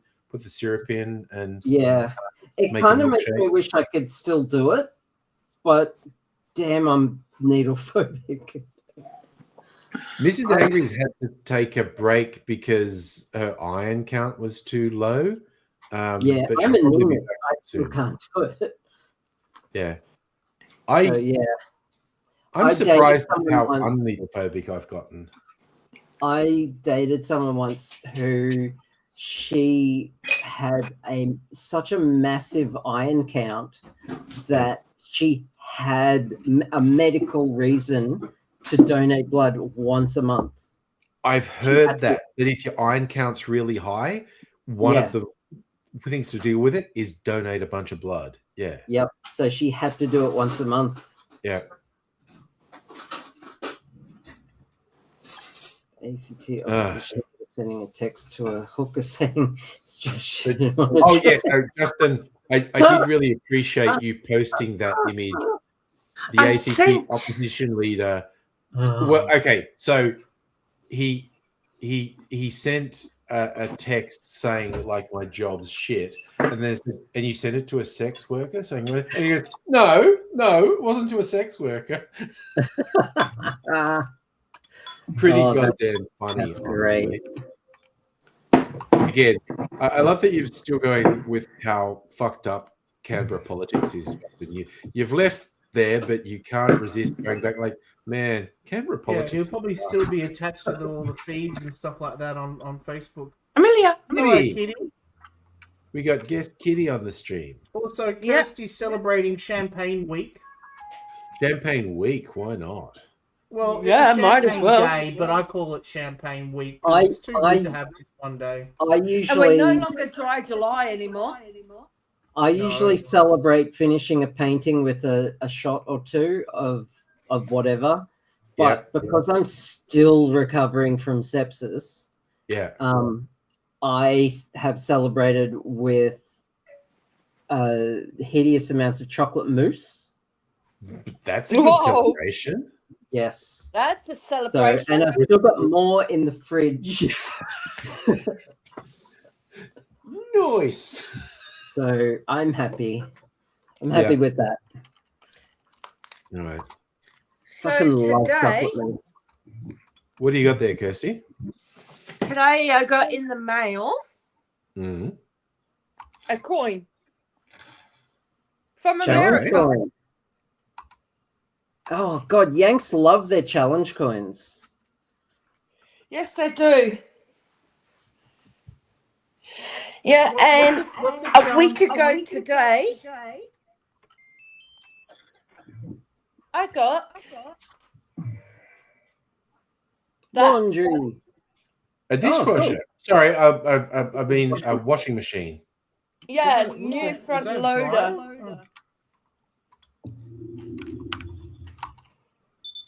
Yeah, I'm disappointed. Yeah, I got it on Thursday, and it was delivered to me on Friday. How much of a difference does it make having a working washing machine, like to wash your clothes? Much better. It's so Saves good. having to walk all the way to the laundromat. Yeah, I have a laundry room on my floor in my building. It's a shared laundry room with like three clothes washers and a dryer room with 2 dryers, but it's shared between 10 apartments. And even then it's effort. But having one in my apartment, because I have a front loader in my apartment, it makes so much difference. It's so much better. It's don't have way to worry better about than a clothes top going loader. missing. I can just put it in, go do something else. So It should beeps we at me. return Yeah, this not having to worry breathalyzer? about monitoring it. Yeah, I can just put it on return the rinse the breathalyzer next and day go- when I forget or can't be bothered hanging it up. Yeah, all I got to do is It's great. turn it on. Are we going to return this breathalyzer? I don't know. Well, it's not working. Why I'm Dan asking. Murphy's. Because yeah, that was $140. Oh, what the fuck? No, I'll package it up.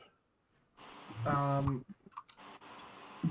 I prefer front loader I'm over going to start top off with loader. writing them a letter and just ask what's going on. Yeah, because it literally, no matter what, it keeps returning that blow code, which is saying you're not okay. And again, just for the folks at home, tell me it looks like I'm blowing into this quite forcefully. It's going to do its little countdown again. 16 seconds. 10, 9, 8, 7, 6, 5, 4, 3.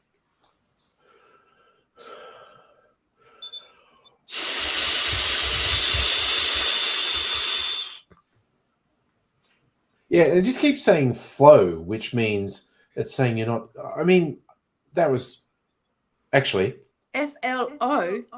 this thing is not going in all the way. That's what she said. Is that the biggest breath you could muster? Wow, now I'm sensing judgment. I've been playing a woodwind instrument since high school. Yeah. I'm just asking. Well, it's just it says at a certain point, like, yeah, you know, beep, that's done. Oh, okay. I don't know. Okay. Can you throttle your breath so that you're not blowing as much through, so it lasts longer? I don't think it wants it, but okay, let's go.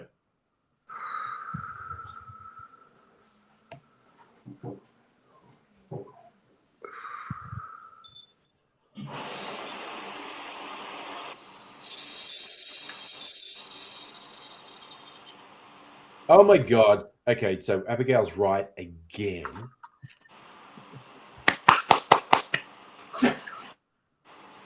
It's just What a shock. What a shock. Actually, it's doing something. 0.04. Okay, Charlie, You can know you... what? Okay, Yeah. I'm not saying I'm frustrated and pissed off and annoyed, but for reals.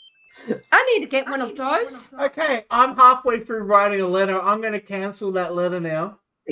Can you Finish the click letter that, and say, Charlie? actually, don't worry, the I've guy got- I sent it to is I a dickhead need and doesn't a know how to copy read. of that. Abigail is right again. Yeah, Because yeah. Charlie, I Thank you. recommend finishing the You know email what? We need and to just print putting... you out a T-shirt that says that, you know? Yeah. But the thing said you're not blowing enough, so I blew harder in it. And then someone who just knows stuff says, could you do it less hard but for a longer period of time? And it's like, To be honest, I was thinking the same thing because that's what you do when you blow into the ones at the at the lights, you know, the police all right, have. well They now don't ask you to blow as hard as you can. They ask you to blow as long as you can. I'm just going to drink more alcohol and see if it comes back. Yeah, absolutely, yes. Jesus. Right now, I'm probably at the 0.08 at the moment.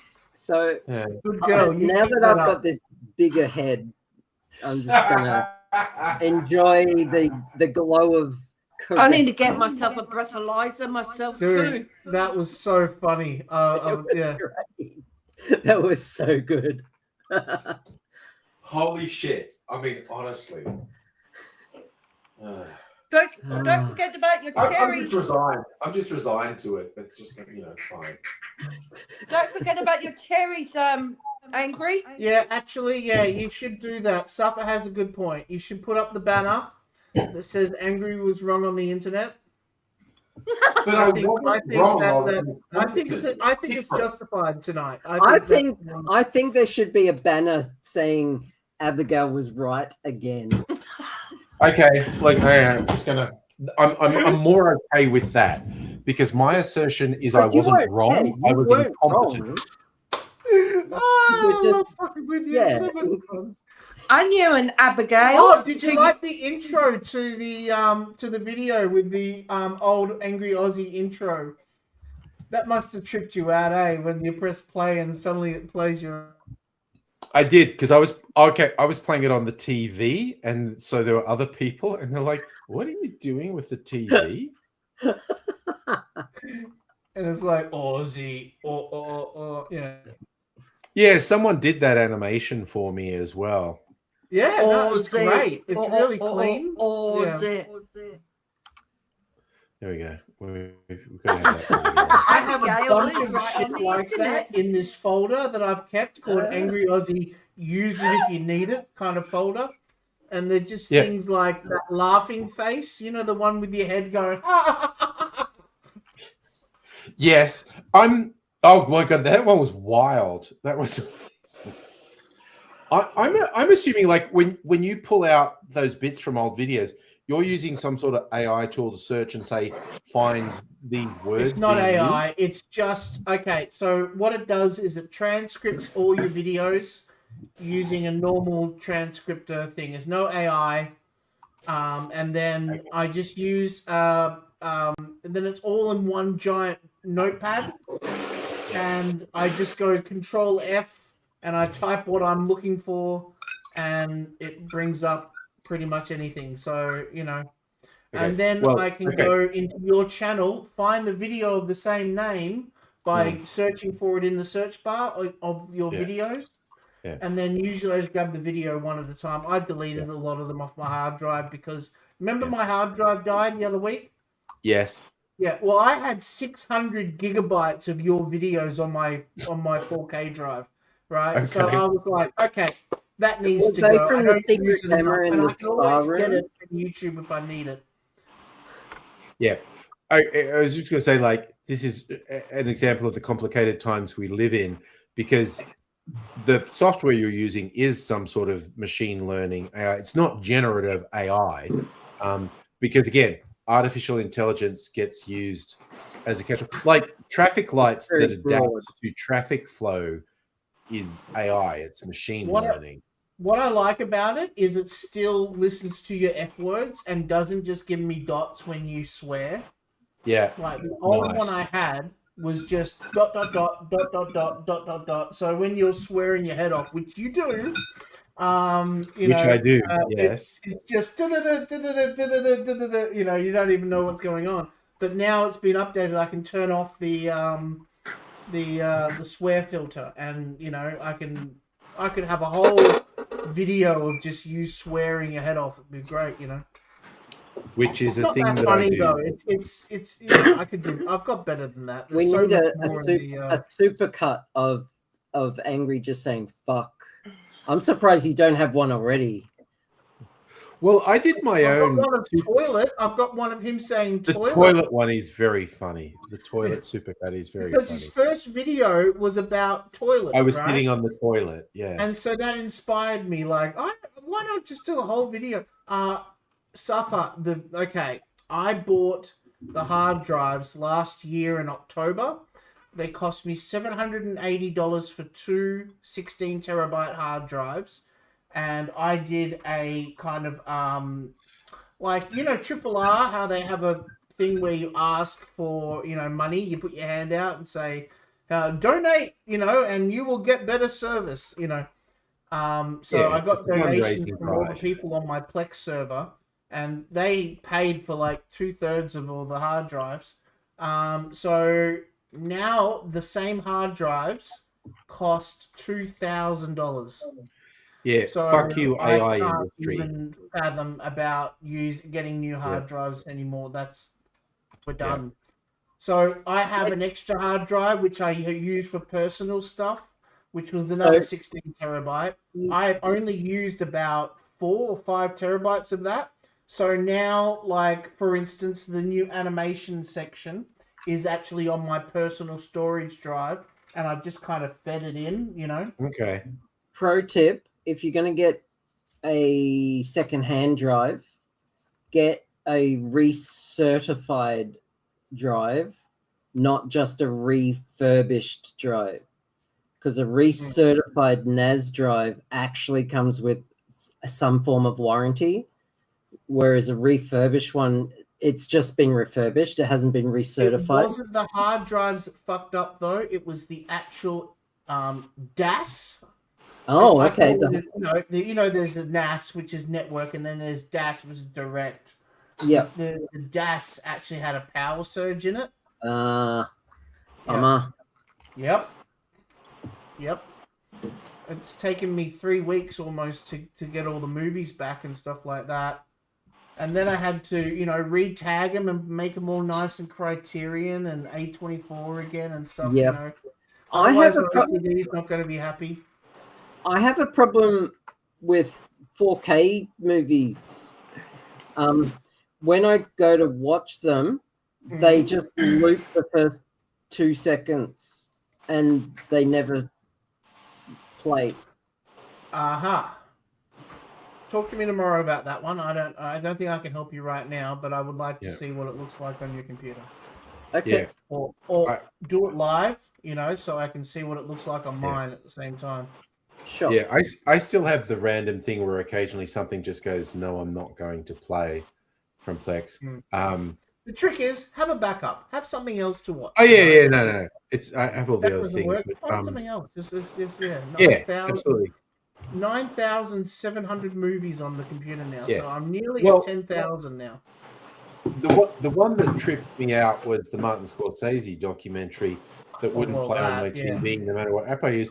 And I don't know, I was just on my desktop PC one time, and it played, so I just watched it on my PC. So maybe that's what I do with the other animation.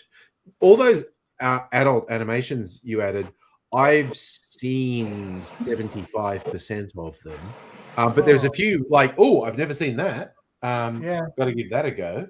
I really went out of my way to do a lot of research to find stuff that was different from last time I had. Like there's a few repeats like Frisky Dingo and stuff like that, but like there's a lot of stuff that I'm trying to find that are like, that you haven't seen, I love the early 2000s Adult Swim ones, Frisky Dingo, Harvey Birdman, Aqua Teen Hunger Force, there's Metalocalypse. That's Metalocalypse I haven't really yet. cool. It's just Metalocalypse is so silly. Just these heavy metal guys taking themselves very seriously. There's one I added today called Space Ghost Coast to Coast. I love Space Ghost Coast to Coast. It's fucking hilarious. The Brack Show is another really weird one. These are all early 2000s, I think, adults. Yeah, late 90s. Yeah. Yeah, late 90s, early 2000s. And C-Lab 2021 is fucking There's hilarious. a Star Wars thing that came out called Star Wars Visions Presents the Ninth Jedi. Oh, yeah. Those have been done, I think, for... they're probably all... Yeah, they're all for Disney Plus now. A lot of the animated anthology stuff on Disney Plus is actually pretty good. Wait, what's that noise? It's my washing machine. Thank you, Kirsty. Yeah, just unmute yourself if you want to say something, Kirsty. Yeah, it's cool.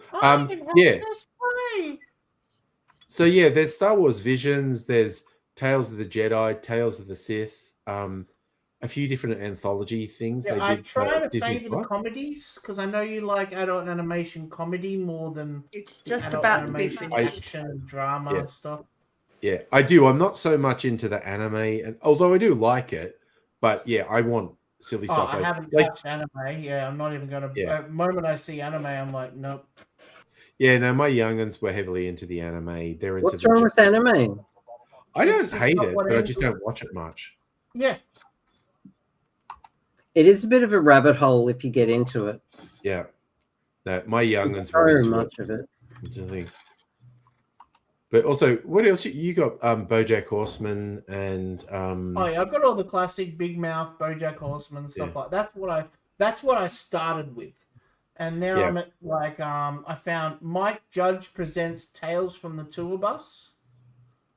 Right? Okay, I don't know that one. I'll have to check that out. Yeah. If it's got Mike Judge's seal on it, I'll have to have I got King of the Hill, you see, and that made me go, what about I love King of the Hill. It's such a good show. Yeah. And they just relaunched.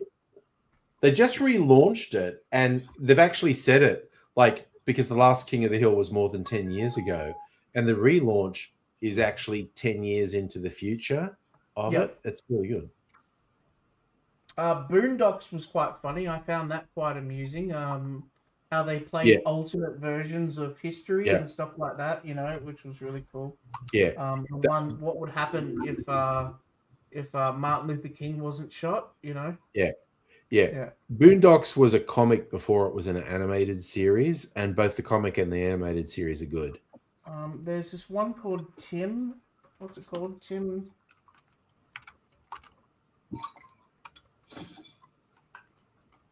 Yeah. I'm getting it. Haven't got it yet. All right. There was I'm going to give you a couple of Tim. Okay. I'm going to give you a couple of obscure ones that I think there's only one or maybe two seasons. There's God, the Devil, and Bob. God, the Devil, and Bob. Yeah. Okay. Like next. James Garner is one of the. He's either. I'm trying to remember. He's either God or the Devil. James Gardner. James Garner, who was in the Rockford Files in the 70s. Oh, what? Okay. Yeah. And. Yep, that's coming down. God, okay, next. I had another one in mind. What was it? It's nearly finished. Obscure shit. Mission. Okay, I need to check the name of this, and I think it only lasted for one season, and it was one that I'm really enjoying is called Dr. Katz Psychiatrist. Oh yeah, yes, Dr. Katz is good. Like stand up. Yeah, it is okay. So the guy who voices Dr. Katz did a lot of animation in the 90s, and it's various stand-ups who are the patient for the therapist, Dr. Katz, and so they're basically just doing routines while they're on the psychiatrist's couch. Yeah. That seems Dr. like Katz is really good. Yeah. I like it. There's another one of that oeuvre from the 90s, and it's about the early internet boom in San Francisco. It's called Mission Hill. Oh, 1999. Yep. Yeah. I really enjoyed Mission Hill. I watched it. Oh yeah, I've seen. Yeah, I remember this one already. Yeah. Yeah. It's about the early days of the internet boom in San Francisco. It's really entertaining. It's super Gen X. Mission Hill is super Gen X. Josh Weinstein. I know that name. What do I know Josh Weinstein from? True saying, was that Harvey Weinstein? I know that name. Where did I hear that? No, not Harvey. No. Greg, you're behind the stream. Are you getting lag? Is that what you're saying? Yeah, can you press the L button and it fast forwards back to where you're up to? I think I might be at a 10. 0.10. Josh Weinstein also works on Futurama and Disenchantment. That's where I've seen him. Yeah. Yeah, you get a lot of these people who've done heaps of voice work since the 90s. Oh, what's this? The Mullets. I think we're going to have to get that too. There was the guy who did BoJack Horseman, who has a weird name. He last year had a new animated series on Netflix about a Jewish family, which I really enjoyed, but the animation style was so deliberately lo-fi 2D. And it's like it's drawn with crayons rather. He's probably used really high-end digital equipment to produce this 2D animation that looks like it's drawn with crayons. But I really enjoyed it. It had Paul Reiser, who was, of course, famous. He was big in the 90s for Mad About You, and I loved him as the yuppie in Aliens as well. Okay, I think I'm just making an arbitrary judgment. Okay, so the other shows that he's done, one's called Tuca and Bertie, one's called Undone, which I've just added like today, and that is beautifully animated. That was like rotoscoping. Good rotoscoping. I really enjoy. Yeah. For anyone who doesn't know, they're basically drawing over film. The one that I think you're talking about is called Long Story Short. Yes. Long Story Short. I really enjoyed it. It's one of those weird things. I'm not Jewish, but I feel like I know a lot about Jewish culture just from popular entertainment. Paul Reiser was on Saturday Night Live in the 90s, and he did a skit called Mad About You Aliens. Mad About You Aliens. And they actually redid the set of Mad About You. Nice. And he was in bed with a xenomorph having a marital spat. I like that. Great. Hello. It was actually great. That sounds good. I will be back, okay, everyone? All right, Yes, see you in a bit then, Kirst. Paul Reiser is the dad in Long Story Short, or whatever it's called. I never got the appeal of Helen Hunt. Sorry, we're talking about Mad About You, and it just made me think about I never really found her that attractive. Hey, that's fine. Am I alone here? Like, you found her attractive, did you? Okay. She was okay. If you had the horn for Paul Reiser, that's fine, Charlie. She had a forehead bigger than Angry's. Look, dude, like Angry said, if you're more of a Paul Reiser horn dog, then that's fine. It's fine. No judgment. Yeah, it's aliens. All I'm saying is, I'm more on Helen Hunt in the Helen Hunt camp. Yeah. No, I was more of a Dharma and Greg. I like Dharma. Yes. Yeah. Okay, but what else was she in? Because Dharma and Greg was her big show, but she did some movies. She did some other stuff. Okay, Jenna Elfman is her Jenna name. Elfman, that's her name. Yes. She was in 2.5 Men. Oh God, every woman was in 2.5 Men. It's Pat Stan! Oh my God, we haven't seen you in ages. Hey, Pat Stan. Oh. How are you doing? I'm good. I'm the handsome one. Oh, yeah, go ahead. So Anyway, what are you talking about? we're talking about TV shows. Our favorite TV shows. Have you watched anything good lately, Pat's dad? Not really. No. Oh, that's a shame. Yeah. No, I haven't been watching movies at all lately. Been busy, have you? I like the action. Oh yeah, me too. Yeah. Yep. Apart from that, anyway, good night. Really good good night, to eh? see you again. Yep, I'll catch you. Bye. What? Night, Pat's dad. Maybe it's really cold where Pat is. Is it cold tonight, Pat? That's why you're not in the shed? Yeah. 16 degrees. Yeah, fair enough. Jenna Elfman was in Dark Winds. Yes, she was the FBI investigator I who knew knew you'd the remember that. protagonist had You murdered love another that show, dude. yeah. Yes, that was Jenna Elfman like 20 years later. Yes. But my era, I've seen her a dozen times in that movie Looney Tunes Back in Action with Brendan Fraser. Yeah, I saw that.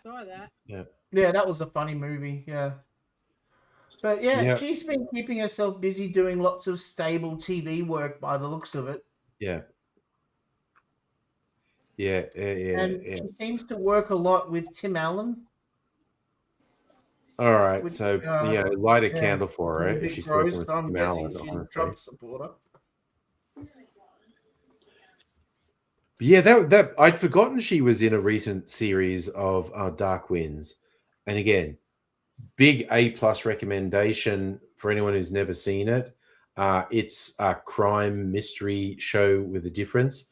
It's set in the 70s on Navajo reservation in the US, and so it blends just crime, mystery, and whatnot with sort of metaphysical and mystical Navajo stuff as well. Really good show. Produced by Robert Redford and George R.R. Martin. So it doesn't have an ending then? Not yet. And there was... Robert I think it Redford was... had an ending. yeah, I think there... there was... I think it was season 4. There was a little cameo. Both George R.R. Martin and Robert Redford were in cells in the police station. They were playing cards or whatever. And yeah, Redford actually, I think, died before that episode went to air. No. So there's another show that she did called 1600 Pen, and it had Josh Gad and the president from Independence Day. I was about to say, that sounds like it's about Washington politics. Yeah, it's like a single camera kind of office kind of style. Okay. And it's all about dysfunctional family living in the White House. Okay, yeah, because that is the White House, 1600 Pennsylvania Avenue. And anything with Josh Gad, I'm usually all in on. I absolutely adore that dude. Yeah. Did anyone ever see the South Park guys tried to do a sitcom about the US president, and they decided... Oh, That's My Bush. That's My Bush. Yeah. Try that. That is that was funny. like an I Love Lucy kind of poke at sitcom. Yeah. You know, but and it was from what I all read, from what I read, they had decided whoever won the election.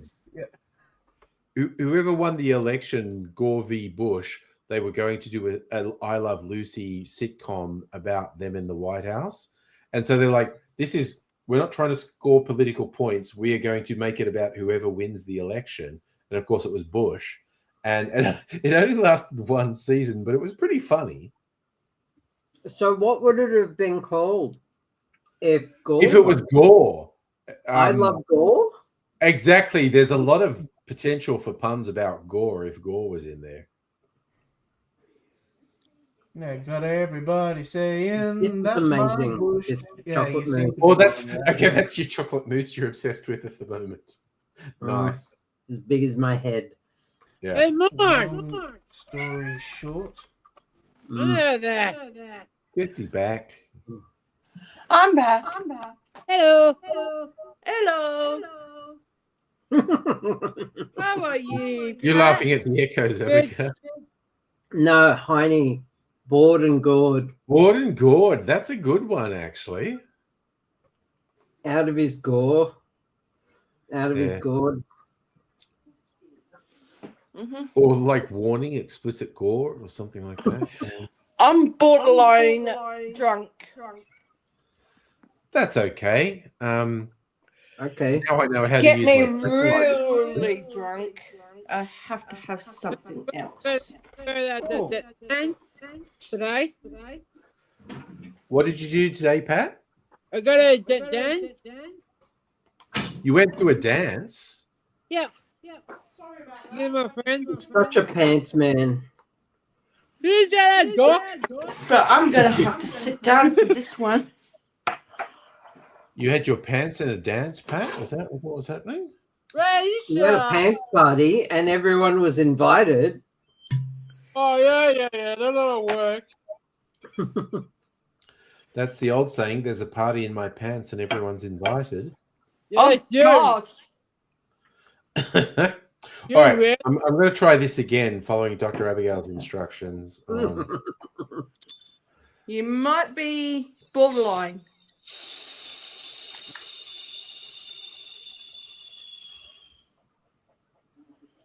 Now it's thinking. Also, I love that this one is the right brightness that doesn't flare out on the stream. It's just thinking now. We'll see what it returns. And I'll tell you if I think it's accurate based on how drunk I feel. That's really thinking, though. 2 points. No, I'd be dead. 2.5. 2.5, I'd be dead, honestly. Did you OMG. have a drink just before you blew into it? Possibly. It's probably still in your mouth. Yeah. So I need to finish my drink and then wait 5 minutes before doing it. Mm-hmm. Because that is a real thing if the actual alcohol residue is still in your mouth. And we all know that I am more often than not right correct. on the internet. Yeah. Mm-hmm. This is the last bit. Oh my God. Sorry.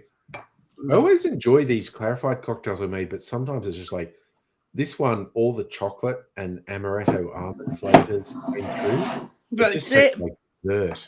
It's so yummy. All of my alcohol. Kirsty, you've drunk all your sparkling wine? I've drunk all of my Brut Cuvée and I've drunken all of my Tennessee peach flavored alcoholic drink. Damn. All right. Hey, Pat, have you seen any movies recently? So Spider-Man. Oh, did you see? What did you think? Yeah, I think what did you think of Spider-Man? 10 out of 10. Best. Yeah, everyone likes The that New Spider-Man Beginning. movie. It's doing really well. Don't spoil anything. Yeah, please don't because I'm not going to watch it. You see, girl. Yeah. On Tuesday, I'm going to go and watch the new non-animated Moana. Oh, yeah. Oh, the movie that was shelved in storage for 3 years. Did you see the Moana movie, Pat? When you went to see Spider-Man, Pat? When you went to see Spider-Man, Pat, was there anything after the credits? No. No. Okay, I just don't want to be sitting around for 10 minutes watching credits to find out there's no... Suck it up. Just do it. Meditate if you have to. It's a Marvel movie. There's going to be something. No. It usually... Okay, so I make a rule. If it's up... There's 2 sets of credits, right? There's the animated credits that say, you know, the actors' names and stuff like that. And usually has like a zoomed in shot of their outfit and stuff like that. I'll stay for those.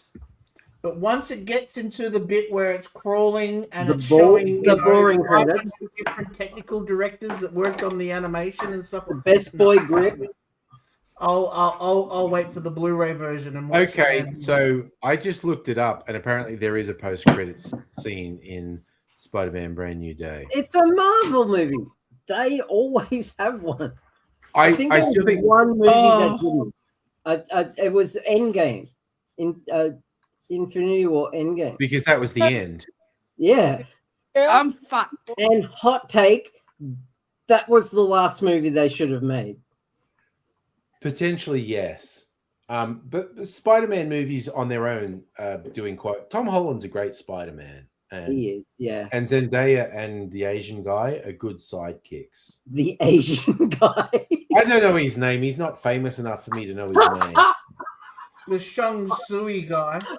You are such a 60-something Gen X white dude. The Asian guy. The Asian guy. Oh my god! You don't know his ask me name. what his You don't name know is. his Don't name. ask me. I have no idea what his No, name I'm is. fucking drunk. But at least I didn't say it. Where'd Charlie go? I don't know. He must be Charlie doing something. disappeared too. But me and Safa are both cancelled tonight because I'm going Safa to- conflated Michelle Yeoh with Oh, a completely different Yep.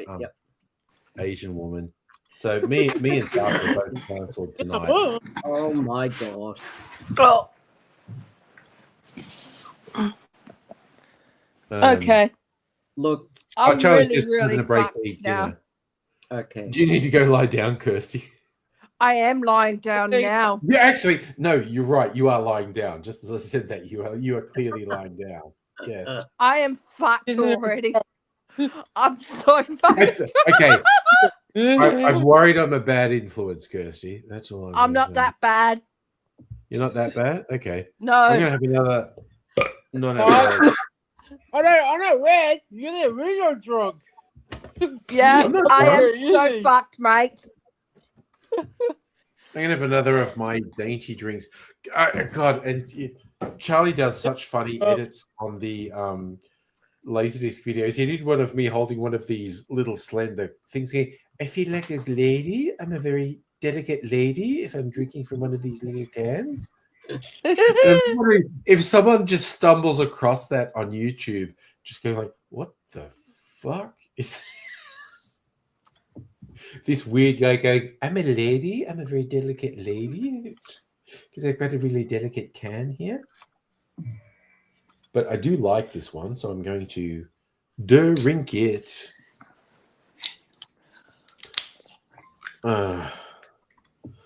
Oh God, Kirsty, you like that just reminded me, because people on Twitch literally do sleep streams. People who have a reasonable following will go to sleep with a webcam on, and a disturbing number of people will watch it. But there was a really funny one I saw recently. I think I might have already talked about this on stream. I don't know. But someone, I don't know if it was one of his mods or whatever, but had the ability to stream a video inside of the stream. And they embedded a video of the stream in the stream. But because there was like a 1 or 2 second delay. And what happened started really slowly because there was very low level ambient noise and there was a delay, and the delay thing was feeding back into the stream, then back into the delay, and then back into the stream. And slowly this ambient noise started getting and then it got really loud, and it woke the guy up who was sleeping on the stream because he just woke up. What's this noise going? And he went, "What the fuck?" And then a second later, his computer shouted at him, "What the fuck?" And because he'd been asleep and he was really disoriented, and he was just going, what? And everything he said was repeating back a second later, and then a distorted version of it was repeating again a second after that, and the feedback was getting louder, and he's going, what? And I swear to God, it was so funny. That's hilarious. I'll see you all. All right, have a good sleepies, Kirsty. Thank you for joining us. Oh God! Now that's completely wrong the way I'm framing this. It's so funny with StreamYard, but this is okay. This is very Marvel. This is a real Marvel sort of framing. I think this is better when it's just 3 of us, though. Oh God! I'm sorry. I'm just looking at my console here, and I keep doing various things. It's good. We're talking about Marvel post credits. My all-time favorite post credits was in the animated Spider-Verse, the first Spider-Verse thing. They did a spoof of the you thing from the really badly animated Spider-Man TV series. Didn't they actually do that in the second movie? The second animated. I thought it was the first one. It was either the first one or the second one. There was a post credit in the movie. Like no, the one I'm thinking of was the post credit sequence. Okay, and it was like, because I genuinely love the Spider-Verse movies. They've done the animation in the style. They're really trying to capture the vibe of reading a comic, and it's really. Did you watch Supergirl, Pat? Yeah, good.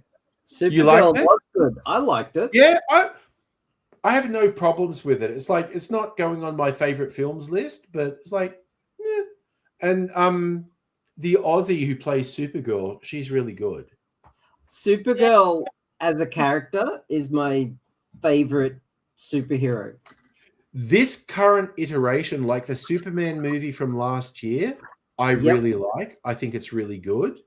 And the way they've done Supergirl as like a borderline dissociating teenager is really good. I actually really like it.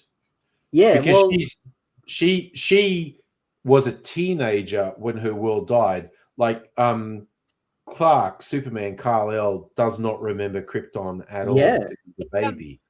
So they've borrowed a lot of content from the New 52 for Supergirl, and in New 52, Supergirl was dark.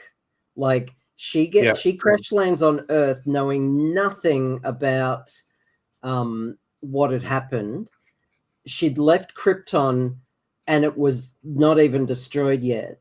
As a teenager, she gets to Earth trying to hunt down baby Kal-El.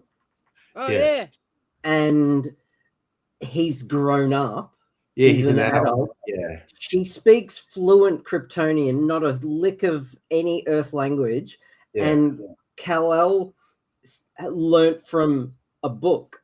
So his version of Kryptonian is so academically shit. Yeah. And she's like, what the hell? Like, it's so hard to understand him. And she ends up like kicking his ass because her powers activate and she hasn't had to hold back ever. And Clark has had to hold back all his life. Yeah. And she's just depressed and she goes through the stages of grief. Yeah. And she gets depressed, she gets angry, she gets so angry that she summons a red lantern ring. Oh, nice. And wears it and becomes a fucking red lantern, which is the anger emotion. Yeah. And this Monday it was baller. It was such a bold move. And she became one of the most powerful beings in the universe as a result. Also in the chat, Charlie saying Supergirl movie had Guardians of the Galaxy vibes. I agree, actually. Yeah, and that was and that's a good thing because that was also a good movie. Yeah. This Monday, look, Ice Cream Man. Sorry, what are you doing on Monday, Pat? Look, Ice Cream Man. Ice cream. I'm not sure. Ice Cream Man. Yeah. Oh, you're going to watch Ice Cream Man. Okay, I thought he was going to lick a man. It's Monday. Gone. Yeah. Kirsty was talking about Ice Cream Man as well. Yeah, okay. Also, Supergirl in the comics tried to live on Earth for a bit. There's like a couple of issues where she tried to make a home on Earth and it just didn't work out for her. Yeah. She just couldn't find her vibe on Earth, so she left. Yeah. And they captured it really well in the comics. Yeah. That's why she left and kept going to get drunk. Yeah. Going to Red Sun solar system. So the poison of alcohol actually works. Yeah. So I do take issue with the existence of a green sun. That was a bit weird, yes. Not because it was weird, not because it's not in canon, because it probably is. I'm not a huge DC. Yeah, I don't know. Yeah. Yeah, I have no idea. But the existence of a green star is literally impossible. It's physically impossible. Yeah. Yeah. Like the physics of a green star is impossible. And I could break that down for you if you want. That's okay. Charlie and I were having a chat the other day of why was Supergirl not making a bad guy's head explode when she punched him? And I think they kept doing multiple things in the Supergirl movie of her being subject to some poison or other that weakened her. But I think there was also an element of she literally does not want to murder people. Yeah. And she's pulling punches like, I want to punch this guy hard enough to take him out of action, but I do not want his head to explode when I punch him. Yeah. And which, of course, can work against you if you have godlike powers and you're going like, I don't want to. And it's letting people fight back because you're pulling punches and going. And that also, that was a Spider-Man thing from some of the comics as well. Because if Spider-Man used his powers with no restraint, he would just be killing people left, right, and center. Most superheroes, yeah. In the old Spider-Man comics, when he's in school, he has a bully who's fucking with him. And Peter Parker is trying to go, I need to balance. I don't want this guy to fuck me, but I also don't want his head to explode when I punch him. When you're super overpowered, it's just like, I'm not a bad person. I don't want to kill this person when I hit them. I also don't want them to fuck with me. And so there's this tension of trying to balance those two things. And I'm like, movies used to include that, and I'm kind of glad they don't, because it would just get it would get so boring, like having to explain that over and over and over and over again.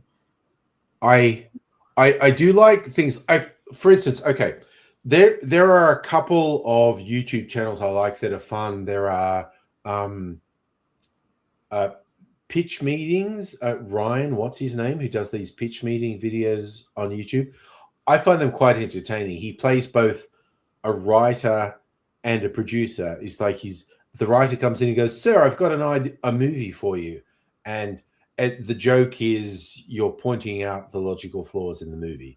And Honest Trailers is another one, and it's the same thing. It's like they love to point out what they see as logical inconsistencies. And generally, I enjoy both of those channels, but occasionally their videos will kind of rub me the wrong way because I'm like, yeah, no, bro, you don't know storytelling. You never wrote a story. You know, because one that bugged me about the Superman movie, a thing they did in the Superman movie, which came out last year, which I thought was really clever. There was just this text at the start, like 150 years ago, the first metahumans arrived on it, and they're doing a timeline, and like and then it was like 30 years ago, like Superman, and then it was like 5 minutes ago, Superman lost his first fight, and in the pitch meeting video for that, he's like, I really want to see that fight, and I was like, no, you don't. Shut the fuck up. This is storytelling. That was really good storytelling. It was clever. It was clever because it was really clever exposition. Yeah, not only because like everyone knows Superman's origin story by now. There have been so many Superman stories, so it got through all of that. We didn't need to see a generic fight from a generic supervillain. Yeah. We were about to get another one. Yeah. Anyway, so it doesn't really matter.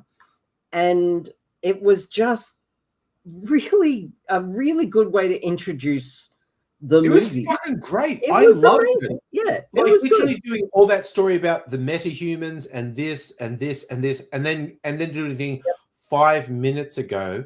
Superman lost a fight for the first time, and you're like, I was like, what the fuck? Yeah, well, no, I thought it was lost the fight. Yeah, and the fact that he lost it for the first time means that you're coming into the movie pretty early in his Superman career. Yeah. So yeah, like I thought it was an act of brilliance. Yes. Yeah. So while I really like the Honest Trailers channel and I really like Ryan's pitch meetings videos, every now and then it's like I get you're making content, it's for YouTube, and so, but you just at this one you just aggravated me because this is going. I don't understand storytelling. It's the same with the Red Letter Media guys. Yeah. Every so often, like in general, I like their content, but every so often they'll just say something that's completely just wrong. Yeah. And sometimes they'll take it back. Sometimes they'll retract it. Like when they were having a go at all the Star Wars movies, the new ones, and they kept bagging them out and all the prequels.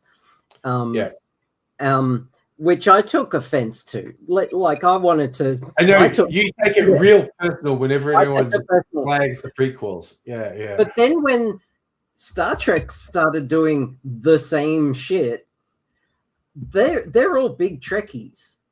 Yeah. And so like when they put out a video saying, "Sorry, Star Wars dude," talking about the channel Star Wars Theory. I'm sorry, Star Wars dude. I get it now.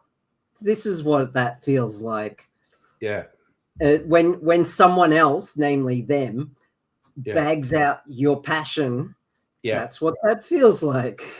You know, this is what it feels like when someone takes the canon of what you grew up with and cherish and shits all over it. Like, imagine if someone did that with Lord of the Rings.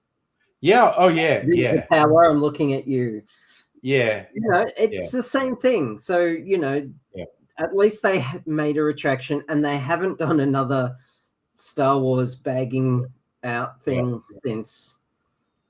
You know what gets me? Critics sometimes, and I need to accept this about myself.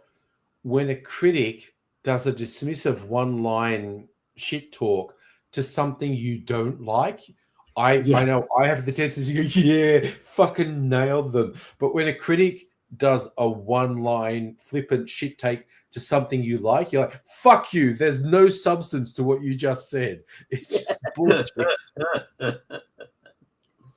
It's like if they shit talk something where you... Sorry, Charlie, go. Before we trail off onto a different topic, you know, because I can feel it happening. Back to Spider-Girl. Okay. Okay, let's go back to Supergirl. Yes. Supergirl or Spider-Man?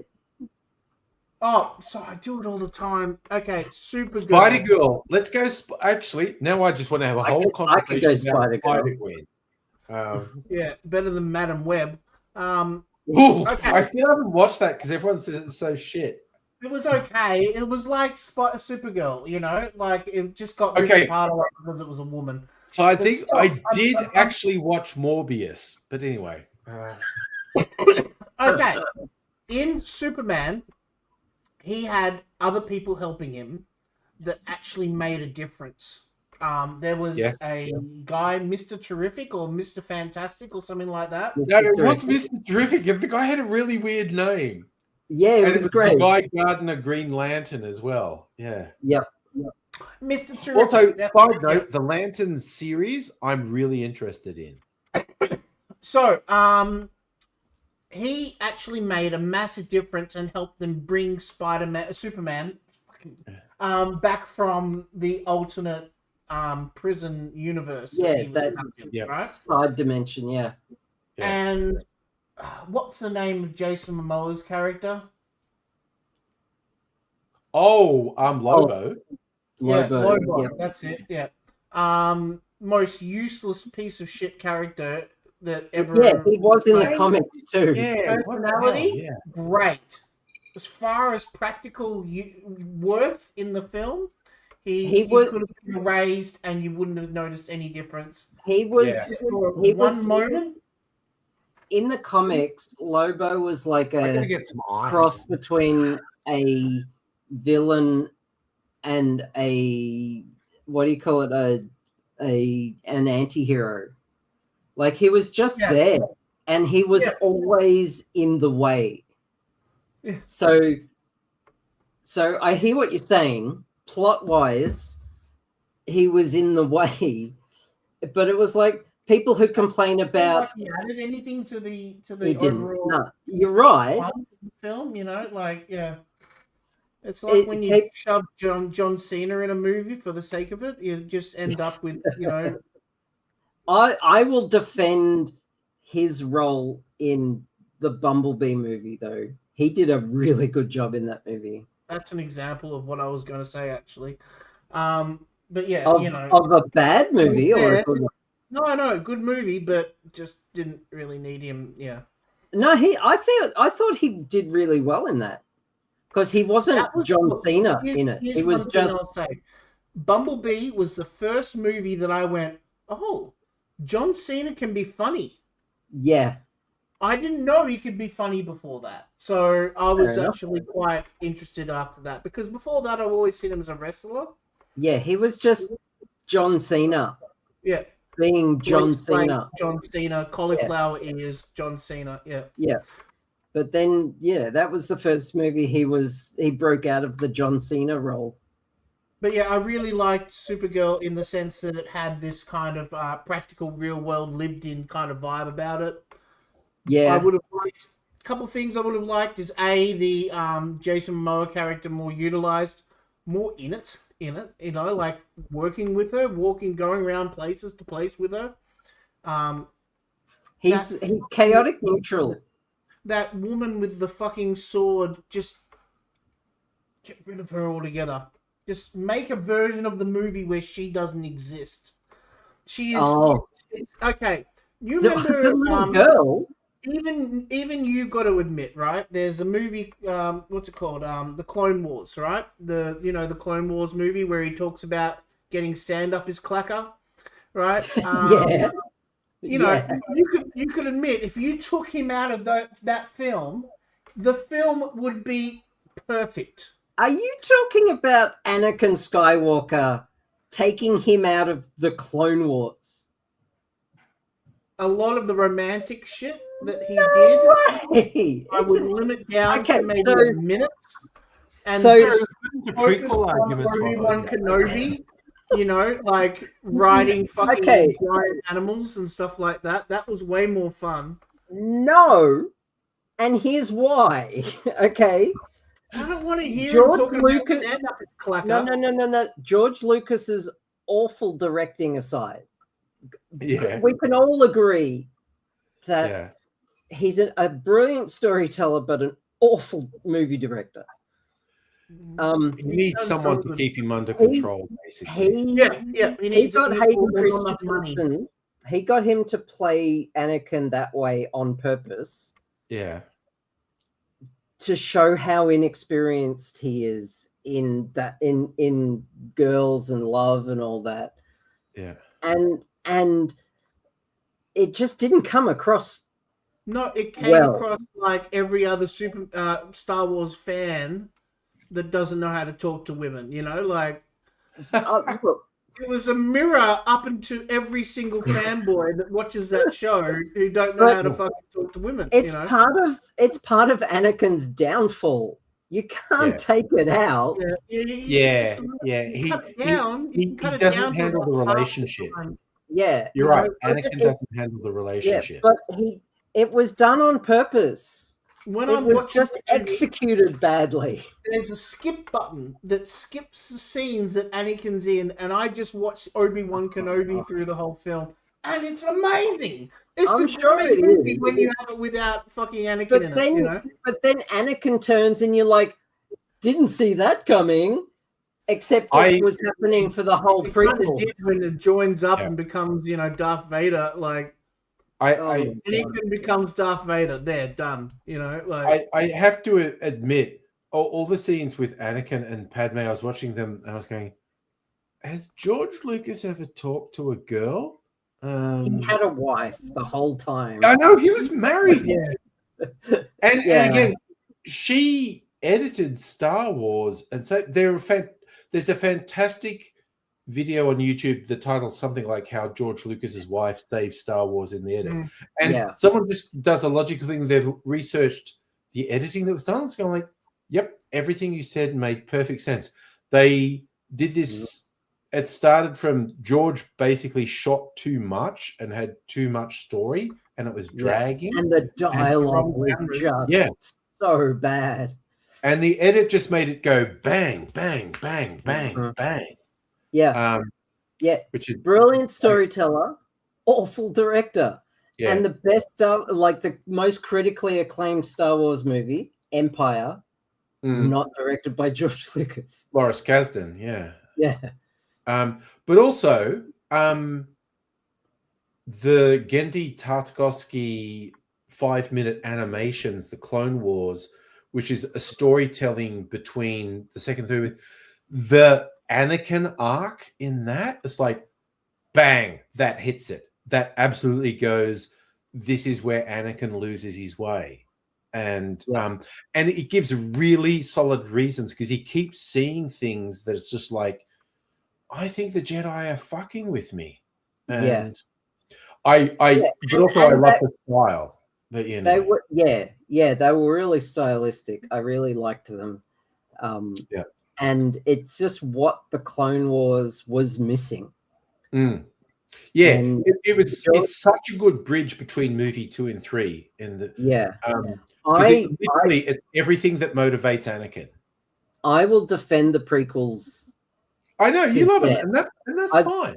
I do, but they have their flaws, and unfortunately, the Anakin arc was one of them. Yeah, but also, I've got the discs that have the deleted scenes, and it's just like, oh, thank fuck, these got deleted. Yeah, Jesus Christ, these just extended family discussions, and it was just like, oh my god. If you see, how George Lucas will edit scenes, and he will he'll put CG this and that. Yes. And there are some scenes where you can see tiny little CG artifacts on the oddest things, like people's shoulders just suddenly move like that, or like really subtle things. And you just have to wonder why he did that. He's a bit obsessive. He's he's such a perfectionist. And the sacrifice that he made using 1K cameras back in 2002 means that he will never be able to properly frame that movie in 4K. There's a bit on these discs I have, which behind the scenes and whatnot, and there's one is like they did multiple takes of one scene, and he's just gone like, okay, this guy got it right, and we did a retake, and he literally spliced the halves from different takes together, and it's just like, George, calm the fuck down, mate. Have either of you heard of the Jar Jar Binks is a Sith Lord? Oh yeah, he's a Sith. Jar Jar is a Sith fan theory. Darth Jar Jar. I fully believe that was Lucas's intent.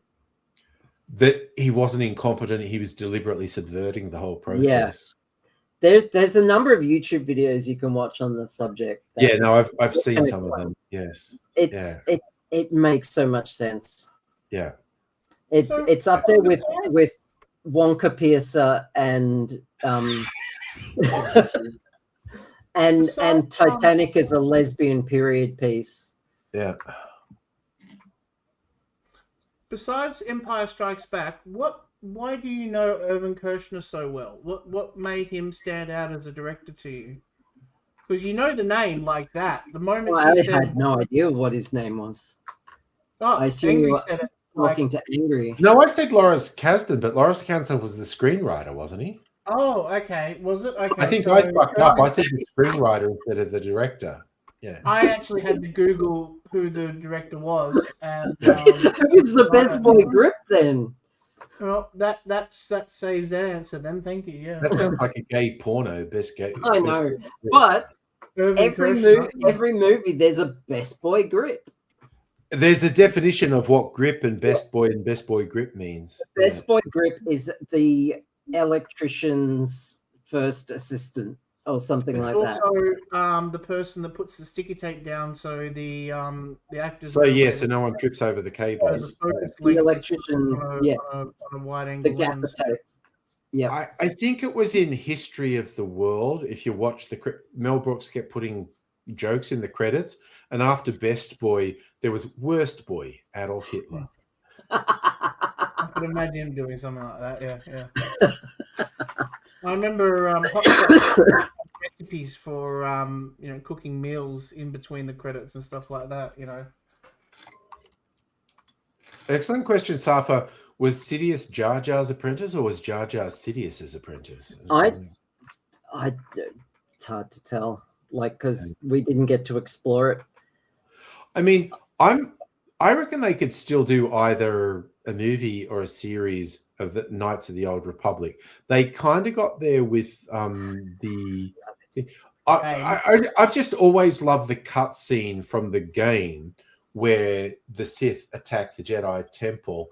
And everyone's going, and that shuttle crashes into the temple. And everyone's like, "What the fuck?" And it's all dark, and then just a dozen red sabers light. Yeah. That fucking as a visual, and the Jedi were just unprepared for that. Yeah, that's awesome. It's just like, oh, shit's getting real now. Yeah, the Acolyte was a steaming hot mess of bullshit. I kind of enjoyed it as a hot mess. Awful. Because I'm deeply in the Jedi are a bunch of dicks. Yeah, they lost their way. Yeah. But during the Old Republic, i.e. the Acolyte, that's when they hadn't lost their way.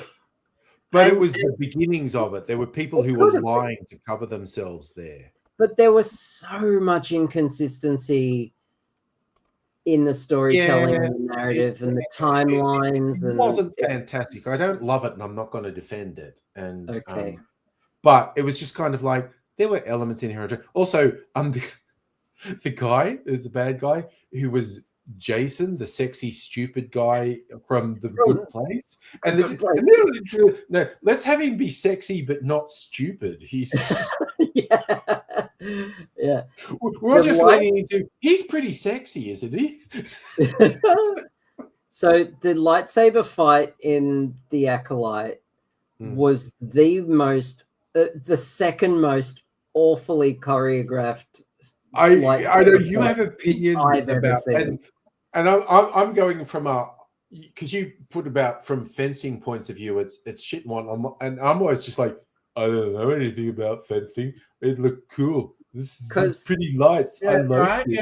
Yeah. Because I've done fencing. I've done sword fighting. I did it for years. I came out and camera shots and stuff like that. Like a lightsaber is this. Okay, I've got this. This is it. And the sword weighs nothing. That's true. So you just do that. It's just light. No spinny shit. Okay, that aside, assume it does have weight. You have stances. There are forms and stuff.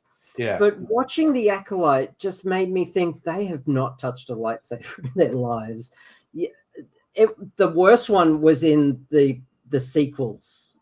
I know you hate the one that I like. The one you know, the one in the throne room. Oh my god! Some of those dudes, some of those guards are just doing spins in the background, waiting for their chance.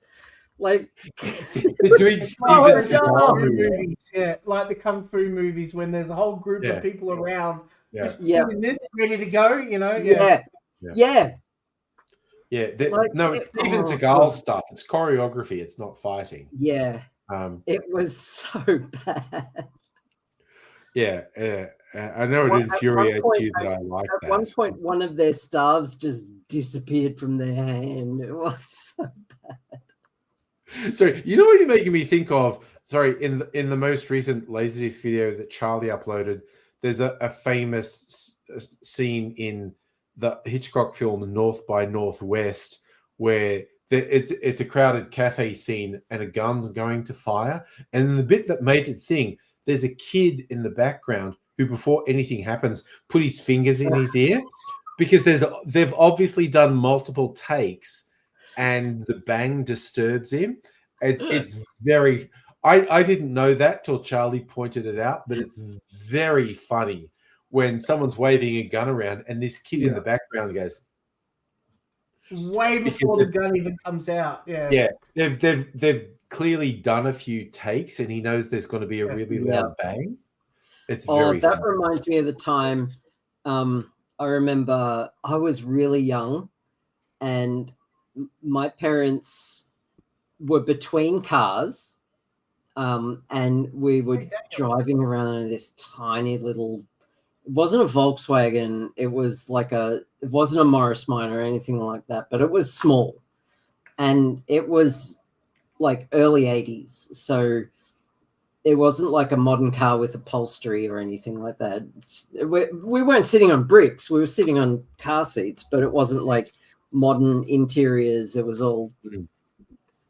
It was a car from the 70s. Yeah. Anyways, but it was small. And we were house hunting. So my parents wanted to buy a house. So we're in the car. We've been in the car all day. It was getting on. And my brother fires a cap gun in the car with the windows down. Yeah. And I swear it took like a full 2 minutes for my ears to stop ringing. Yeah. Like, what the fuck, dude? Come on. In a closed car, yeah. Oh, I'm surprised that my dad didn't beat the shit out of him, to be honest. Because that's the type of thing he would do, but we were at the house, so... Yeah. Also, Daniel on Facebook asked the question, what do we think about house prices going down, possibly directly related to Labor's capital gains tax and negative gearing changes? Look, okay... The idea that housing should be a speculative wealth accumulation that's fucked. Housing should be a basic human right. And the last 10, 20, 30 years when it's spiraled to become less and less and less affordable because housing's been framed as a wealth growth thing as opposed to a thing people fucking need to live. The idea that, oh, wait, house prices are going down a bit. It's all going... How is that bad? It's the whole thing about like, oh, landlords are moving the market. Yes, because we are vaporizing the houses. It's only come down like that much as well. Yeah, it's like a couple of percent. It couldn't come down fast enough as far as I'm concerned. Yeah. It's fucking bullshit. This whole argument about housing is bullshit. 2 years ago, Sophie and I hit our first $100,000 and we decided we're going to buy a house now. So we looked around and houses were about $400,000 and Sophie got cold feet because it was too much money for her. And then literally 18 months later, the same houses were selling for $800,000. Yep. Again, I kick myself that I was not property minded. I moved to Melbourne 28 years ago, and there were various, things being released and whatnot. And I go, I don't really want to buy it. But stuff that I sort of went, dude, that seems to me, that's doubled or tripled in the intervening 20 odd years. And it's like, oh, I wish I was more a mercenary capitalist. I'd probably be so much better off now. 3 houses by now, or 5 houses, Yeah.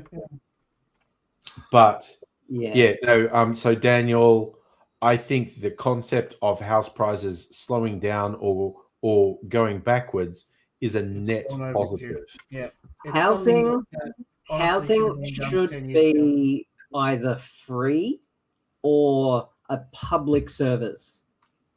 It should be a basic human right. Yeah. And if you own a second house, about 100%. It should either be fucking illegal or taxed to the shit house. Like taxed so much. Like it's a house. Like it's where people have to live. What they It's should have not done. an investment. It shouldn't be an investment.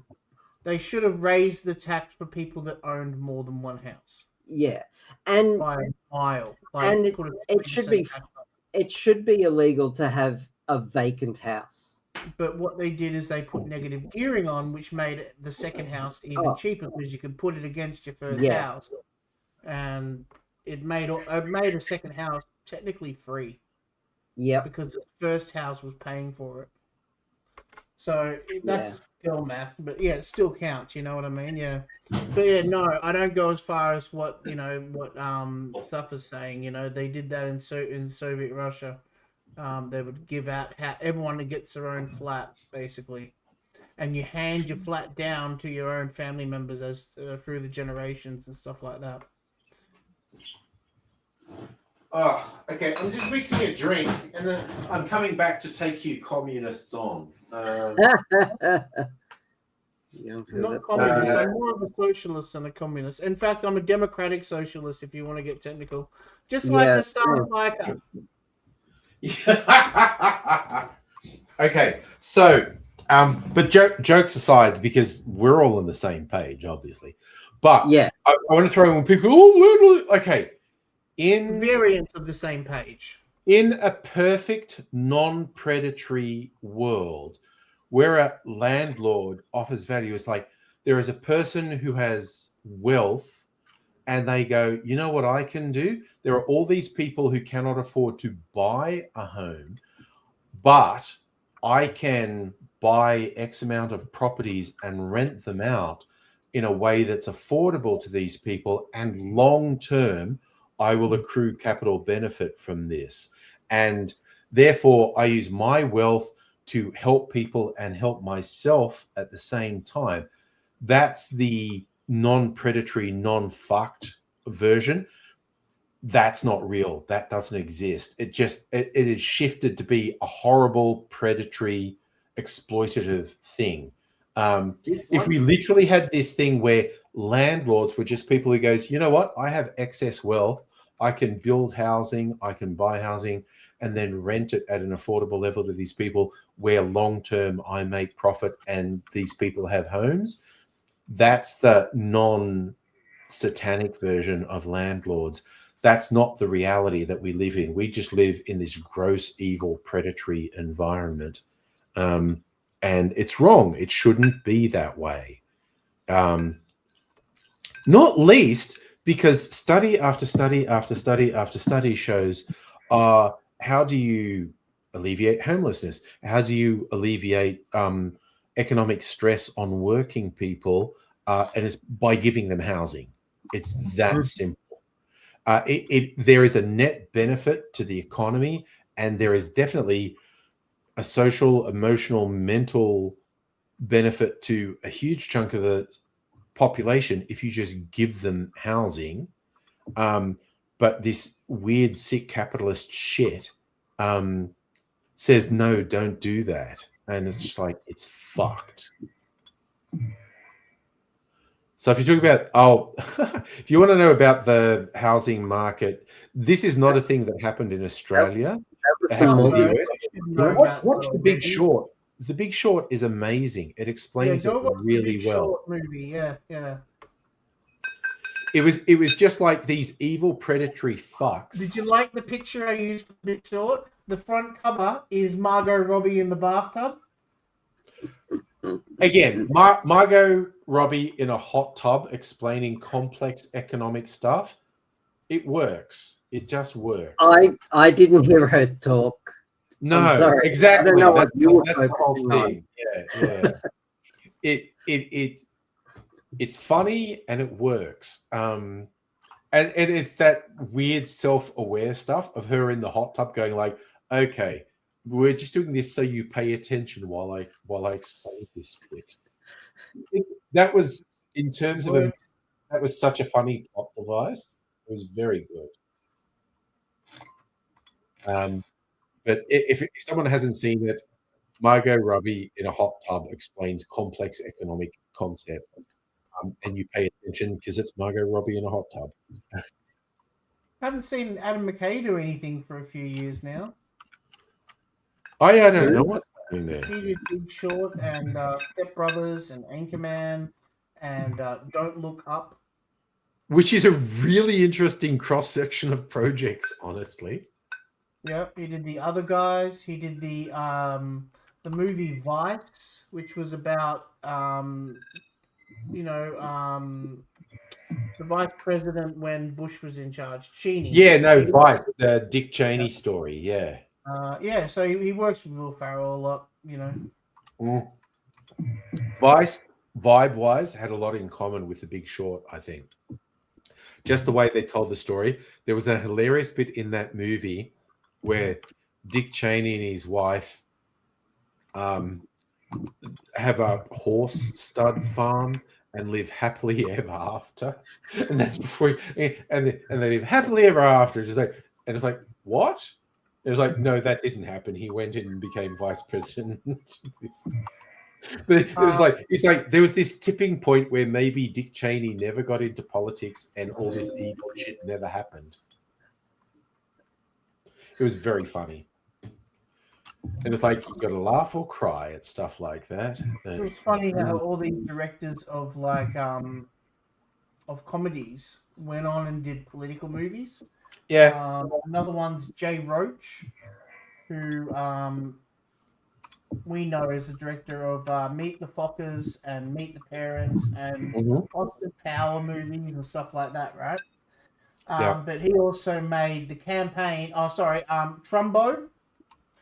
Which is all about, the Soviet people being called. That was the Red Scare in the mid-50s. Yeah. And he also did Bombshell, which is a great film about the three news. The women in Fox. That got sexually harassed at Fox, yeah. Yeah. Yeah. So conservative women in a conservative environment shockingly get sexually abused by conservative men. It's like, but yeah. Oh, that new Fokker movie went under the radar without. I was about to say there was a new Fokker movie as well. Yeah. Did the world really need a new Fokkers movie? No. We would be done by the third one. That was plenty, Same with we don't need any more Austin Power movies and stuff like that too. We're done. Yeah. We had too many after the third one. After the first one. Yeah, he also did The Roses, which is the new version of War of the Roses. Yeah, it was a modern day version of the Roses. I was so disappointed that War of the Roses wasn't about the British Civil War in the 14th century. Yes, it was just referencing the. Yeah, so disappointed. I watched Jewel of the Nile last night as well. That was the first. Last night, Thursday night is watch a movie I've already seen night. Because I'm loading all those discs that we did this week onto the website. So I need just something in the background, and because we're flicking through movies all week and stuff like that. Oh, sorry, I mean through the edit. My brain goes, I wouldn't mind seeing that again. And I watched it, and oh god, no, it was just yeah. Look, it's because it's a good cast, so there's some stuff in it that's good. But as you pointed out, the whole lame thing that they thought was an enormous twist, who and what the Jewel of the Nile was. It's like, okay, what the fuck ever. Okay. But going in this time knowing that, I was relying on the action to get me through it. Yeah. But the action is so stilted. Like, there's a great scene where Jack, Michael Douglas, drives an aeroplane through a town. It's a fighter jet because he can't take off. And there are so many quick camera jumps because they can't film it properly. Yeah. Because of the limitations they had or the skill the director had, and it just didn't come across. And then each week also on Thursdays, we're doing one Adam Sandler movie. We started from when we did 3 weeks ago. We did Wedding Singer because again this came up in a conversation we were talking about on the video, and one thing led to another. I ended up watching Waterboy, and then Why not do them in chronological order? I do order of release. What do you mean chronological order? In When order, they came like, out. yeah, like from his, like when he made them. I skipped the first two because I've seen them so many times. Oh, Okay. so you're just talking about watching them. Yeah. Okay. Yeah, so I started from Wedding Singer, then I did Waterboy, and then I did Mr. Deeds, not Mr. Deeds, Big Daddy, and then last night I did Little Nicky. And Little Nicky was the movie that was famous because of how much money it lost. Okay. It deserved to lose that much. Yeah, it was an interesting plot, but you know, just they were going But the wrong Big direction. Daddy, I really liked it. Yeah. Big Daddy was good. I'm looking forward to next week's Mr. Deeds movie. Yeah. Okay. I have to admit, what Is that used the to one where frustrate he inherits all that money? Yeah. Yes. Yes, he becomes rich. What used to frustrate the shit out of me is like almost every second movie, Adam Sandler would decide he had to do a stupid voice in it. And that's like the Waterboy and Little Nick. And it's like, dude, no, you're funny when you don't do that. What the fuck are you? Why are you doing that? The worst was probably Little Nicky. I couldn't stand Waterboy. I couldn't. There's the same thing as like I'm doing a stupid. Don't do the stupid voice. What the fuck? One thing I've noticed is that all the women love interests in these films have the first and last name with a letter V. Okay. Right. Okay. In Billy Madison, it was Bridget Wilson, and she played the character Veronica Vaughn. In Happy Gilmore, it was Julie Bowen, and she played Virginia Vanette. In Waterboy, it was Vicky Valancourt. And I was tripping out too because the chick who was going out with him in Waterboy, you know, she was a tough chick, you know. Yeah. She was Dorothy from Return to Oz. Okay. And my brain just went, "Oh my god," you know, like just when you join the dots and it's like, "Oh my god," yeah. So, Is there anything behind that? It's just, it must be an in joke. It must be just an in joke because that maybe okay. You know what? Maybe it is. Gave children nightmares for a whole generation. Okay, but that VV thing you're talking about. Oh, that's there a layer to it? I have no idea why he did that, but that may be a joke. That may be a joke reference to old DC and Marvel, like Jack Kirby would do repeating consonants. Yeah, they did that in Big Bang Theory recently. And Superman had Lara Lang and Lois Lane and Lex Luthor.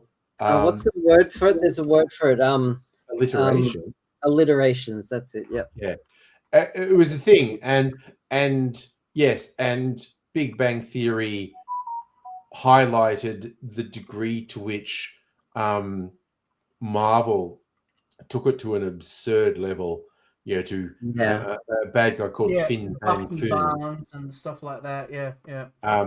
So that Adam Sandler having the women characters be initials VV may be a joke reference to the old comics that did the alliteration as well. But maybe, I don't know because I didn't know they were all VV because I had never paid that much attention. It's only the first 5 or 6 films that do that, and then they stopped, and then they brought it back for that Hubie Halloween movie that came out on Netflix. All right, that was terrible. Yeah. But again, that's the fun thing with Adam Sandler. He's like, he does comedies that are fine and whatnot, and every few years, for whatever reason, he does a drama that's really good, whether it's Punch Drunk Love or Uncut Gems, or it's just like, if he wanted to, Rain on Me. Yeah, if he wanted to, he could do just really good dramas because he's really capable of doing it. But it's just like it's this scattershot thing because he just brings out that silly voice. his dumb guy comedies are usually commercially successful. I was looking through Foxtel, and Bulletproof was on. And this is the funny thing, my ex back in the 90s, we were Damon Wayans fans. Damon Wayans did a couple of really good comedies, and we saw Bulletproof in the cinema, and that was the first high-profile role for Adam Sandler. He was a supporting, and we were just watching this going, who's this guy? He's really good. And that was our first exposure to Adam Sandler. And then Adam Sandler started headlining movies after that. Yeah. And Damon Wayans' star waned a bit. The Last Boy Scout was so good. Yes, I love that movie. Bruce Willis and Damon Wayans. That's really good. Love Major Payne. I didn't love Major Payne, but it's neither do I, and nor do I really like Blank Man that much either. Oh, Blank Man kind of missed the mark. The funniest thing, I read a critic's review of it, and they were like, "What is this? What the fuck is with this last scene where the crowd are on Blank Man's side?" And they're going, blank man, but there's no passion. Like, no one seems to give a shit. And after I read this review, I rewatched it, and I'm like, no one gives a shit. They're all just going, blank man. It's like, yeah, what the fuck? Who shot that film and didn't shout at the extras, be passionate, you useless fucks? But maybe that's what they wanted, as a part of the joke, because maybe it was a meta joke, but it didn't really work, and it was just like, ugh. But again, I have a soft spot for Damon Wayans. I think he's very funny. And Marlon, yeah. Except I really didn't like that White Chicks movie. That was awful. But also, I'm old enough to remember the oldest brother, Keenan Ivory Wayans. Oh yeah, he was going to be the star in things like I'm Going to Get You, Sucker, and whatnot. But then he moved into a production role, and Damon and later Waylon became more high profile, and Keenan stayed behind the scenes as a producer, writer, director role sort of thing. Yeah. But have you seen I'm Going to Get You, Sucker, Charlie? Yes, and he directed Scary Movie as well. Yeah. And that's the production company's called Ivory Way, which is a play on his name, Keenan Ivory Wayans. Okay, yeah. But yeah, it's the whole family thing. And that ran over decades, which again, more kudos to them as brothers that they created an empire that ran over decades. I'm trying to remember, Keenan and Ivory Wayans did a movie with Steven Seagal, and I'm trying to remember what it was. So I remember seeing the laser. Honestly, that's all you need to know. He did a movie with Steven Seagal. Yeah, pure class and charisma. If you're doing a movie with Steven Seagal, it's got one of those generic names. You know how we talked about in one of our videos all the generic names that those films have. This one's called Most Wanted. But also I think that movie was before Steven Seagal completely descended into self-parody. Because there are 97, so it was right on the brink. Yeah, there are some such funny videos on YouTube of people with clips of when Steven Seagal stopped trying, and it's so funny.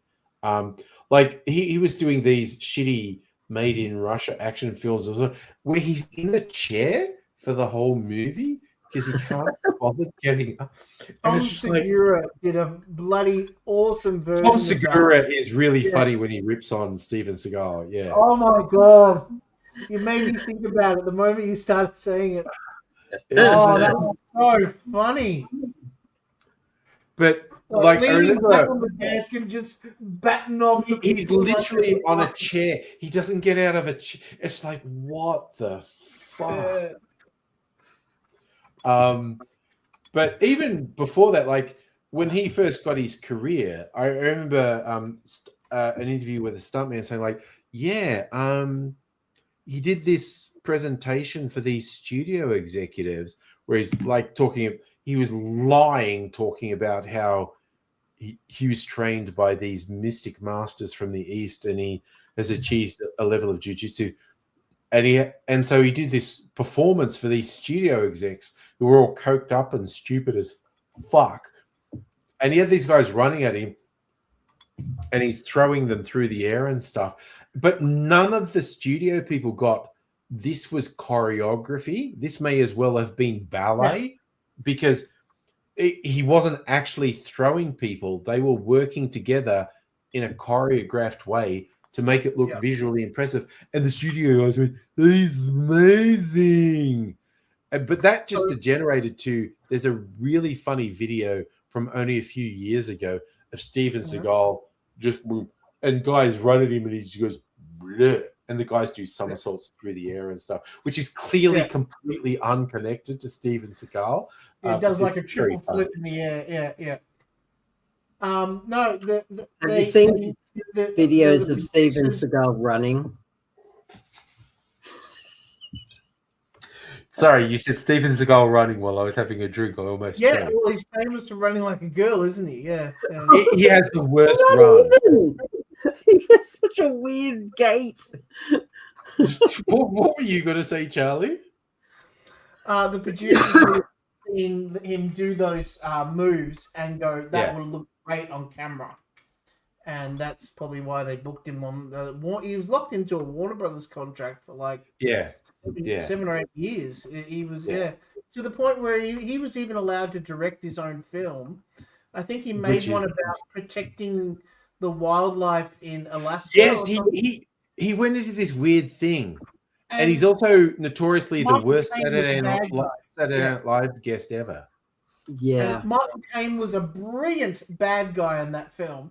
And then the whole film, he gets a bad guy, he beats, and then Seagal does like a 5-minute talk to the camera about, hey, you got to protect the thing. And everyone gets up and claps, it's no, it's fucking, he's so fucking weird. Steven Seagal is so fucking weird. Yeah, but thank God we've got someone. That's fun that we've got someone like that. And then the story you told me of the dude from NCIS. What's his name? Yeah. He has the funniest Steven Seagal story because it's Abigail. It's about Steven Seagal running. So which guy from NCIS? Mark Harmon. I just remembered his name. Mark Harmon. No, this was someone else. Okay, so my Mark Harmon story, I've seen this on YouTube. Mark Harmon's going like, okay, I saw a preview of Steven Seagal's first movie, and it was like, wow, this is great.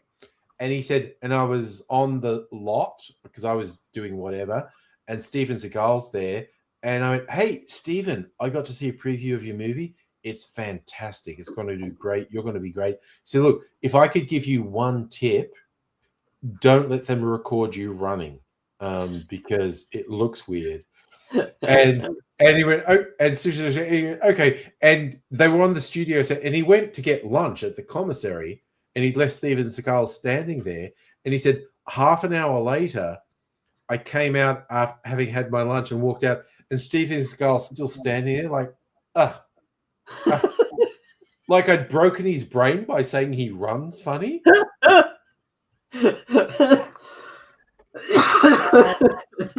And poor Mark Harmon's going, I swear to God, I was telling him, you're going to be a big star. That movie's cool. But don't let them film you running because it just looks weird. Yes, how do you pronounce this name? Or what would you sell yourself? What are you putting in the chat? Oh, John Leguizamo. I wouldn't. Oh, that's it. Yeah. So that's a story you told me that John Leguizamo was filming Executive Decision, and he was Steven Seagal was going around talking himself up in front of everybody and saying, you got to do what I'm saying because I'm the one that's in command. Even though, as you know, Steven Seagal dies in the first 5 minutes of Executive Decision. Yeah, which was a great twist if you didn't know, you assume Steven Seagal was the hero going through the whole movie. So when he dies 5 minutes in, that's an awesome conversation. Sorry, Will just came in with a Will's mind bender. Will came in with Will's mind bender. Nice. Yeah, Morty's mind bender. Yeah. So I missed the next Steven Seagal reference. Yeah. No, it recounted a physical altercation between Steven Seagal during rehearsals for the '96 film Executive Decision. How do you pronounce his name? John Leguizamo. Leguizamo laughed at Steven Seagal's in his face because of the alpha male quotes he was saying. So Steven Seagal, while doing rehearsal for a scene, punched what's his name? Leguizamo. In the chest and caused him to come out, run out of breath. When you if you get hit in the chest, it can knock the breath out of you. Yeah. Yeah, and so he calls him a horrible human. So he went on and did a movie called The Menu. Okay, and in The Menu, what's his name? Leguizamo. Leguizamo. Yep, played a character that he based on Seagal. Yes, he's playing a Hollywood douchebag in the menu. Yeah. And all the traits are like, I got this from Seagal. Yep. No, that makes perfect sense. Leguizamo in the menu. So he had playing a Hollywood douchebag. what's it? Revenge is just served cold. Yeah. Yeah. And again, look, John Leguizamo, better person, better actor, better career than Steven Seagal. I'm definitely. so glad I've got you on the show with me. I'm so bad at some names and stuff. It's so good. Yeah. So Retro, I was saying it's not a long stream because although actually at the moment I'm feeling okay, but I need to do things. My boss is leaving. I'm just going to tell this story again just for you, Retro. My boss is leaving. Last Thursday, not yesterday, but last Thursday night, my team, we had planned a Christmas in July thing for ages. I make an aged eggnog, and everyone's like, "Yeah, you Butte, doing aged eggnog." And then the boss said she was leaving, and everyone said, "Oh, can we go out drinking?" And because I'm Mr. Cocktail, they said, "Can you take us out to some cocktail bars?" And I did, and I blew their fucking minds because I just go, "Now let's go here," and they're going, "This place is awesome," and they go, "Now let's go here," and they go, "Oh my god, this place is awesome," and so we stayed out drinking. But that was last week. But then yesterday, there was at work. It was this is the formal sort of go out for drinks and dinner after work for the departure. And I thought I was going to stream last night. I thought I'd be home by 8. But again, my demon boss, soon to be ex-boss, just went, "Hey, Andrew, take us to a cocktail." And I didn't get home till like 2:30 a.m. this morning, and I had to get up at 7 for work again. And so, and also I have a blood donation tomorrow morning. I cannot afford to be fucked up, so I'm going to have to go to bed in the next 30 minutes. But also, my boss, as she's heading out the door, has turned into some sort of demon. And B, everyone thinks I'm a legend because I just keep taking them to cocktail bars, and they're like, "Whoa." You didn't see anything. I saw nothing. I didn't just trip over. I'm not going to. Not me. Yeah. Oh man! Oh god damn it! Oh, legit, people at work don't know. Like my bar is this. I vaguely reference. I have too many bottles at home. I don't think they have any idea how many. Oh, that's right. I have a headache. I'm heading into the studio tomorrow. Oh, nice. As well. Yeah. No, I am legit. I am going to go and donate blood at 10 a.m. and I'm going to sit around and eat snacks for half an hour to an hour. And Mrs. Angry is going to be there as my chaperone to make sure I haven't had any weird reaction to the blood donation. And she's going to take me home. And then she's helping someone she knows with a mattress. I am legit just going to sit on the lounge and watch movies. Completely guilt-free because you have saved the universe by giving away some blood. Because I am a quality human who has donated blood. Oh, retro. Yeah, no, legit. Okay, here's the fun thing, because I'm working in the public sector retro. So it's basically, I work in cybersecurity. My boss is the Chief Information Security Officer, the CISO, who reports to the Executive Director, who's the Chief Information Officer, who reports to the Deputy Secretary of the department, who reports to the Secretary of the department, who reports to the Minister, who reports to the Premier.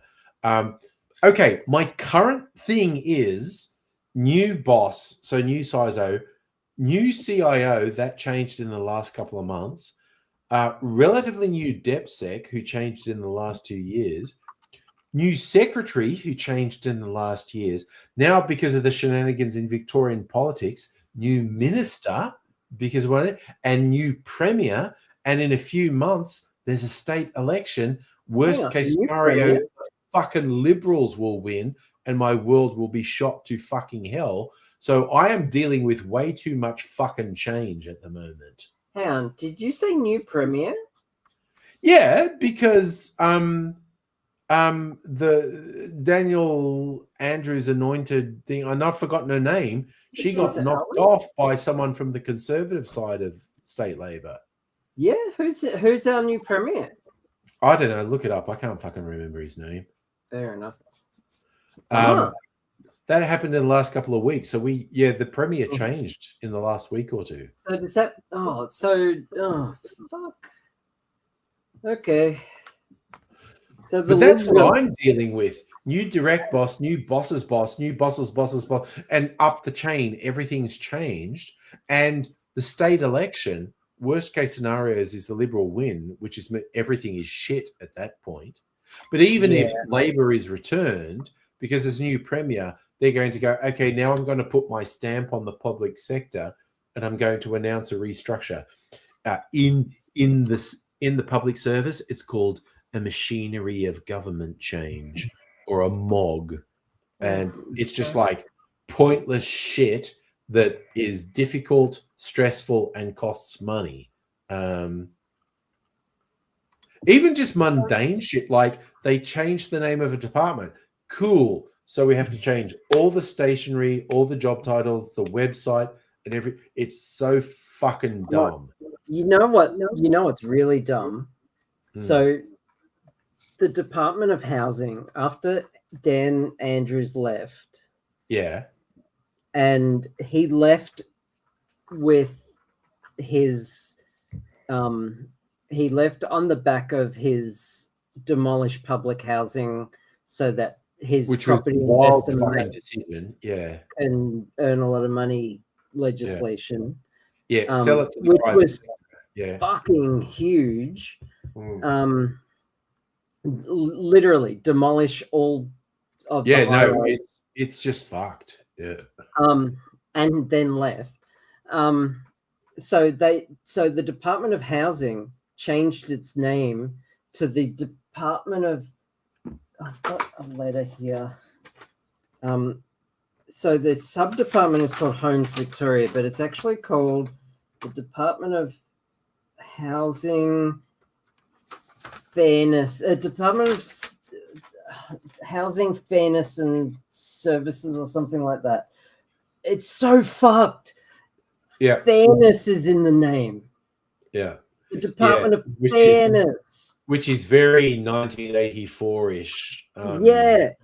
Ministry of Truth stuff. Yeah. Yeah. Because they're fair now. Yeah. No. And that's typical bureaucraties. And again, Labor's bad enough. Yeah. In all their literature and all their correspondence, public housing residents went from being called residents to tenants, which is a commercial term. Yeah. Yep. which is it's so fucked. Which means they can kick you out now and stuff. Yeah. Well, it's just a term. I've signed a lease. The lease is still valid. It's still, But it's if they decide to knock the building down, it's valuable real estate because it's in a city basically. They've been trying to knock down the 4 buildings in the Fitzroy estate for so long, but it's the hardest one to do because it's the home of one of the first Aboriginal tent embassies. Yeah, and it's many people. There's even like First Nations monuments and it's a sacred site. Like it's extremely meaningful. Yeah, electoral poison to redevelop this. Yeah. So, but they've had their eye on this estate for so long. Going back to the movies you're going to be watching tomorrow, have you seen In the Grey? Sorry, in the Grey. In the Grey, yeah. That sounds familiar. What is it? Okay, it's Harry Cavill from Superman. Yes. Jake Henry Gyllenhaal. Cavill from Stardust. Henry Cavill from League of Ungentlemanly Warfare. Henry Cavill from The Witcher. Tartan? No. Oh yeah, okay. Flag? I do genuinely love that he did The Witcher because he's a mad really fucking nerd. None of you said Argyle. I'm so Argyle. glad. That's Yes, Argyle. No, Argyle. You're not allowed to quote that movie was the worst fucking film. I Anyway, haven't seen it. No one liked Seriously, Argyle. No one anybody, liked Argyle. anytime that someone says, this movie's terrible, I'm like, hey, I've sat through Argyle, I've seen hell and I've come back, Have you sat through The Room, though? Yeah. Oh, The Room is fun. That's cheesy and shitty. And fun. The Room is so bad. Have you sat through Plan 9 from Outer Space? Yeah. Again, cheesy, fun movie, yeah. Stuff that's so There's bad. a new Bob Odenkirk version of The Room as well, which is quite funny. Is there? Yeah. Bob What's it Odenkirk does the Tommy Wiseau role. Yes. Yeah. I've not Yeah. seen that, but I've heard of it. Yeah. Oh, you don't need to. It's not. He hasn't brought anything new to the table. It's just they did it to raise money for charity. Yeah. Which is awesome, which is great. There's a whole thing. In the Grey is also directed by Guy Ritchie, and that's the main reason why I want to see it as well. Okay. So Jake Gyllenhaal, Harry Cavill, and then Henry Cavill. Sorry. And directed by Guy Ritchie. So that's one of my 2 films. And the other one, I've had this movie Outcome that's been kind of going, come on, watch this. And that's Keanu Reeves and Jonah Hill, and directed by Jonah Hill. I watched that. That is worth watching. That is. Yeah, it's been one of those, you need to watch me. Come on. Yeah. The synopsis is in one scene. Keanu Reeves is going to his 2 best friends like, okay, I've planned what I'm going to say in this interview. Like, I was the biggest star in Hollywood and I haven't done anything for a few years. What I'm not going to say is I've been out of the public eye because I'm a heroin addict and it took me 3 years to get clean. And his friends go, yeah, excellent take. Don't say that. Good one, Safa. Henry Cavill from Yes. Build your own PC. But that was about the time that it was announced he was doing The Witcher. He was making videos where he's building his own PC because he's a mad fucking nerd. He is. He's which one is of really us. cool. Yeah, so there'll be my 2 new ones that I'll be able to talk about on Sunday night. I was going to eat my cherries and they both fell off the skewer. Oh no! I think it's shocking that you didn't accidentally have 3 in there. I deliberately had 2, but I'm legit. I can feel my crashing. So all things being equal, I'm gonna wrap up. No, I'm good. Yeah, I might even. Yeah. I love these traditions much. Like last night, and they had the shitty glacé cherries in the thing, which is fine, for guys. And people go, "I love the cherry in the drink," and I couldn't resist going on an entire rant about these glacé cherries fucking suck. You need to get the Luxardo maraschino cherries because I love them, and I will kill your whole family to get a jar of these cherries. I started watching this show called The Eric Andre Show, and I have been like just constantly laughing for like the whole season, every single episode. The intro gets a bit boring because it always starts off with him absolutely destroying the place. But I really love that kind of humor that makes you just lose your shit kind of thing. Yeah. So I've been doing that quite a bit, but I think I might just settle back and watch some Stu's Doesn't Save the Universe after this, and then head to bed. I have to watch that. I saw the trailer for that, and that looks good. Is that a movie or a TV show? Series. Okay. Yeah, it's a spin-off. It's a Big Bang Theory spin-off. It's like Die Hard mixed with like dimension jumping mixed with comedy. It's really cool. Yeah. And yes, but it's all the side cast members. There's none of the main cast members. The guys from the comic show. Is it just as misogynistic as the original show? Remains to be seen if they make jokes about rape. But, fine, I haven't really noticed the misogyny. But anyway, I go to bed. But yes, Safa, you know what? Actually, the blood people say I need to eat something savory before I go there. My breakfast vampires, they like a bit of salt on their blood. Yeah, that's a health choice I'm making tomorrow morning to have my bacon baguette. Do you use shortcut bacon or middle bacon?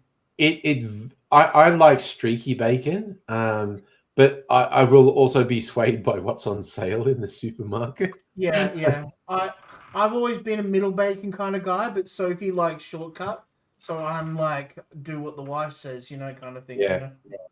My preference is streaky bacon. Bacon,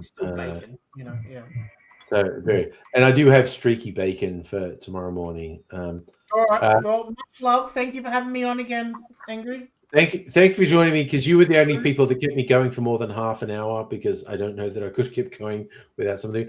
I will hit up Discord if I'm doing a Saturday night stream. I kind of hope I'm doing a Saturday night stream, but I don't know. We'll see what happens. But you'll take care. Going to bed. Great process. Bye. You are totally fucked up!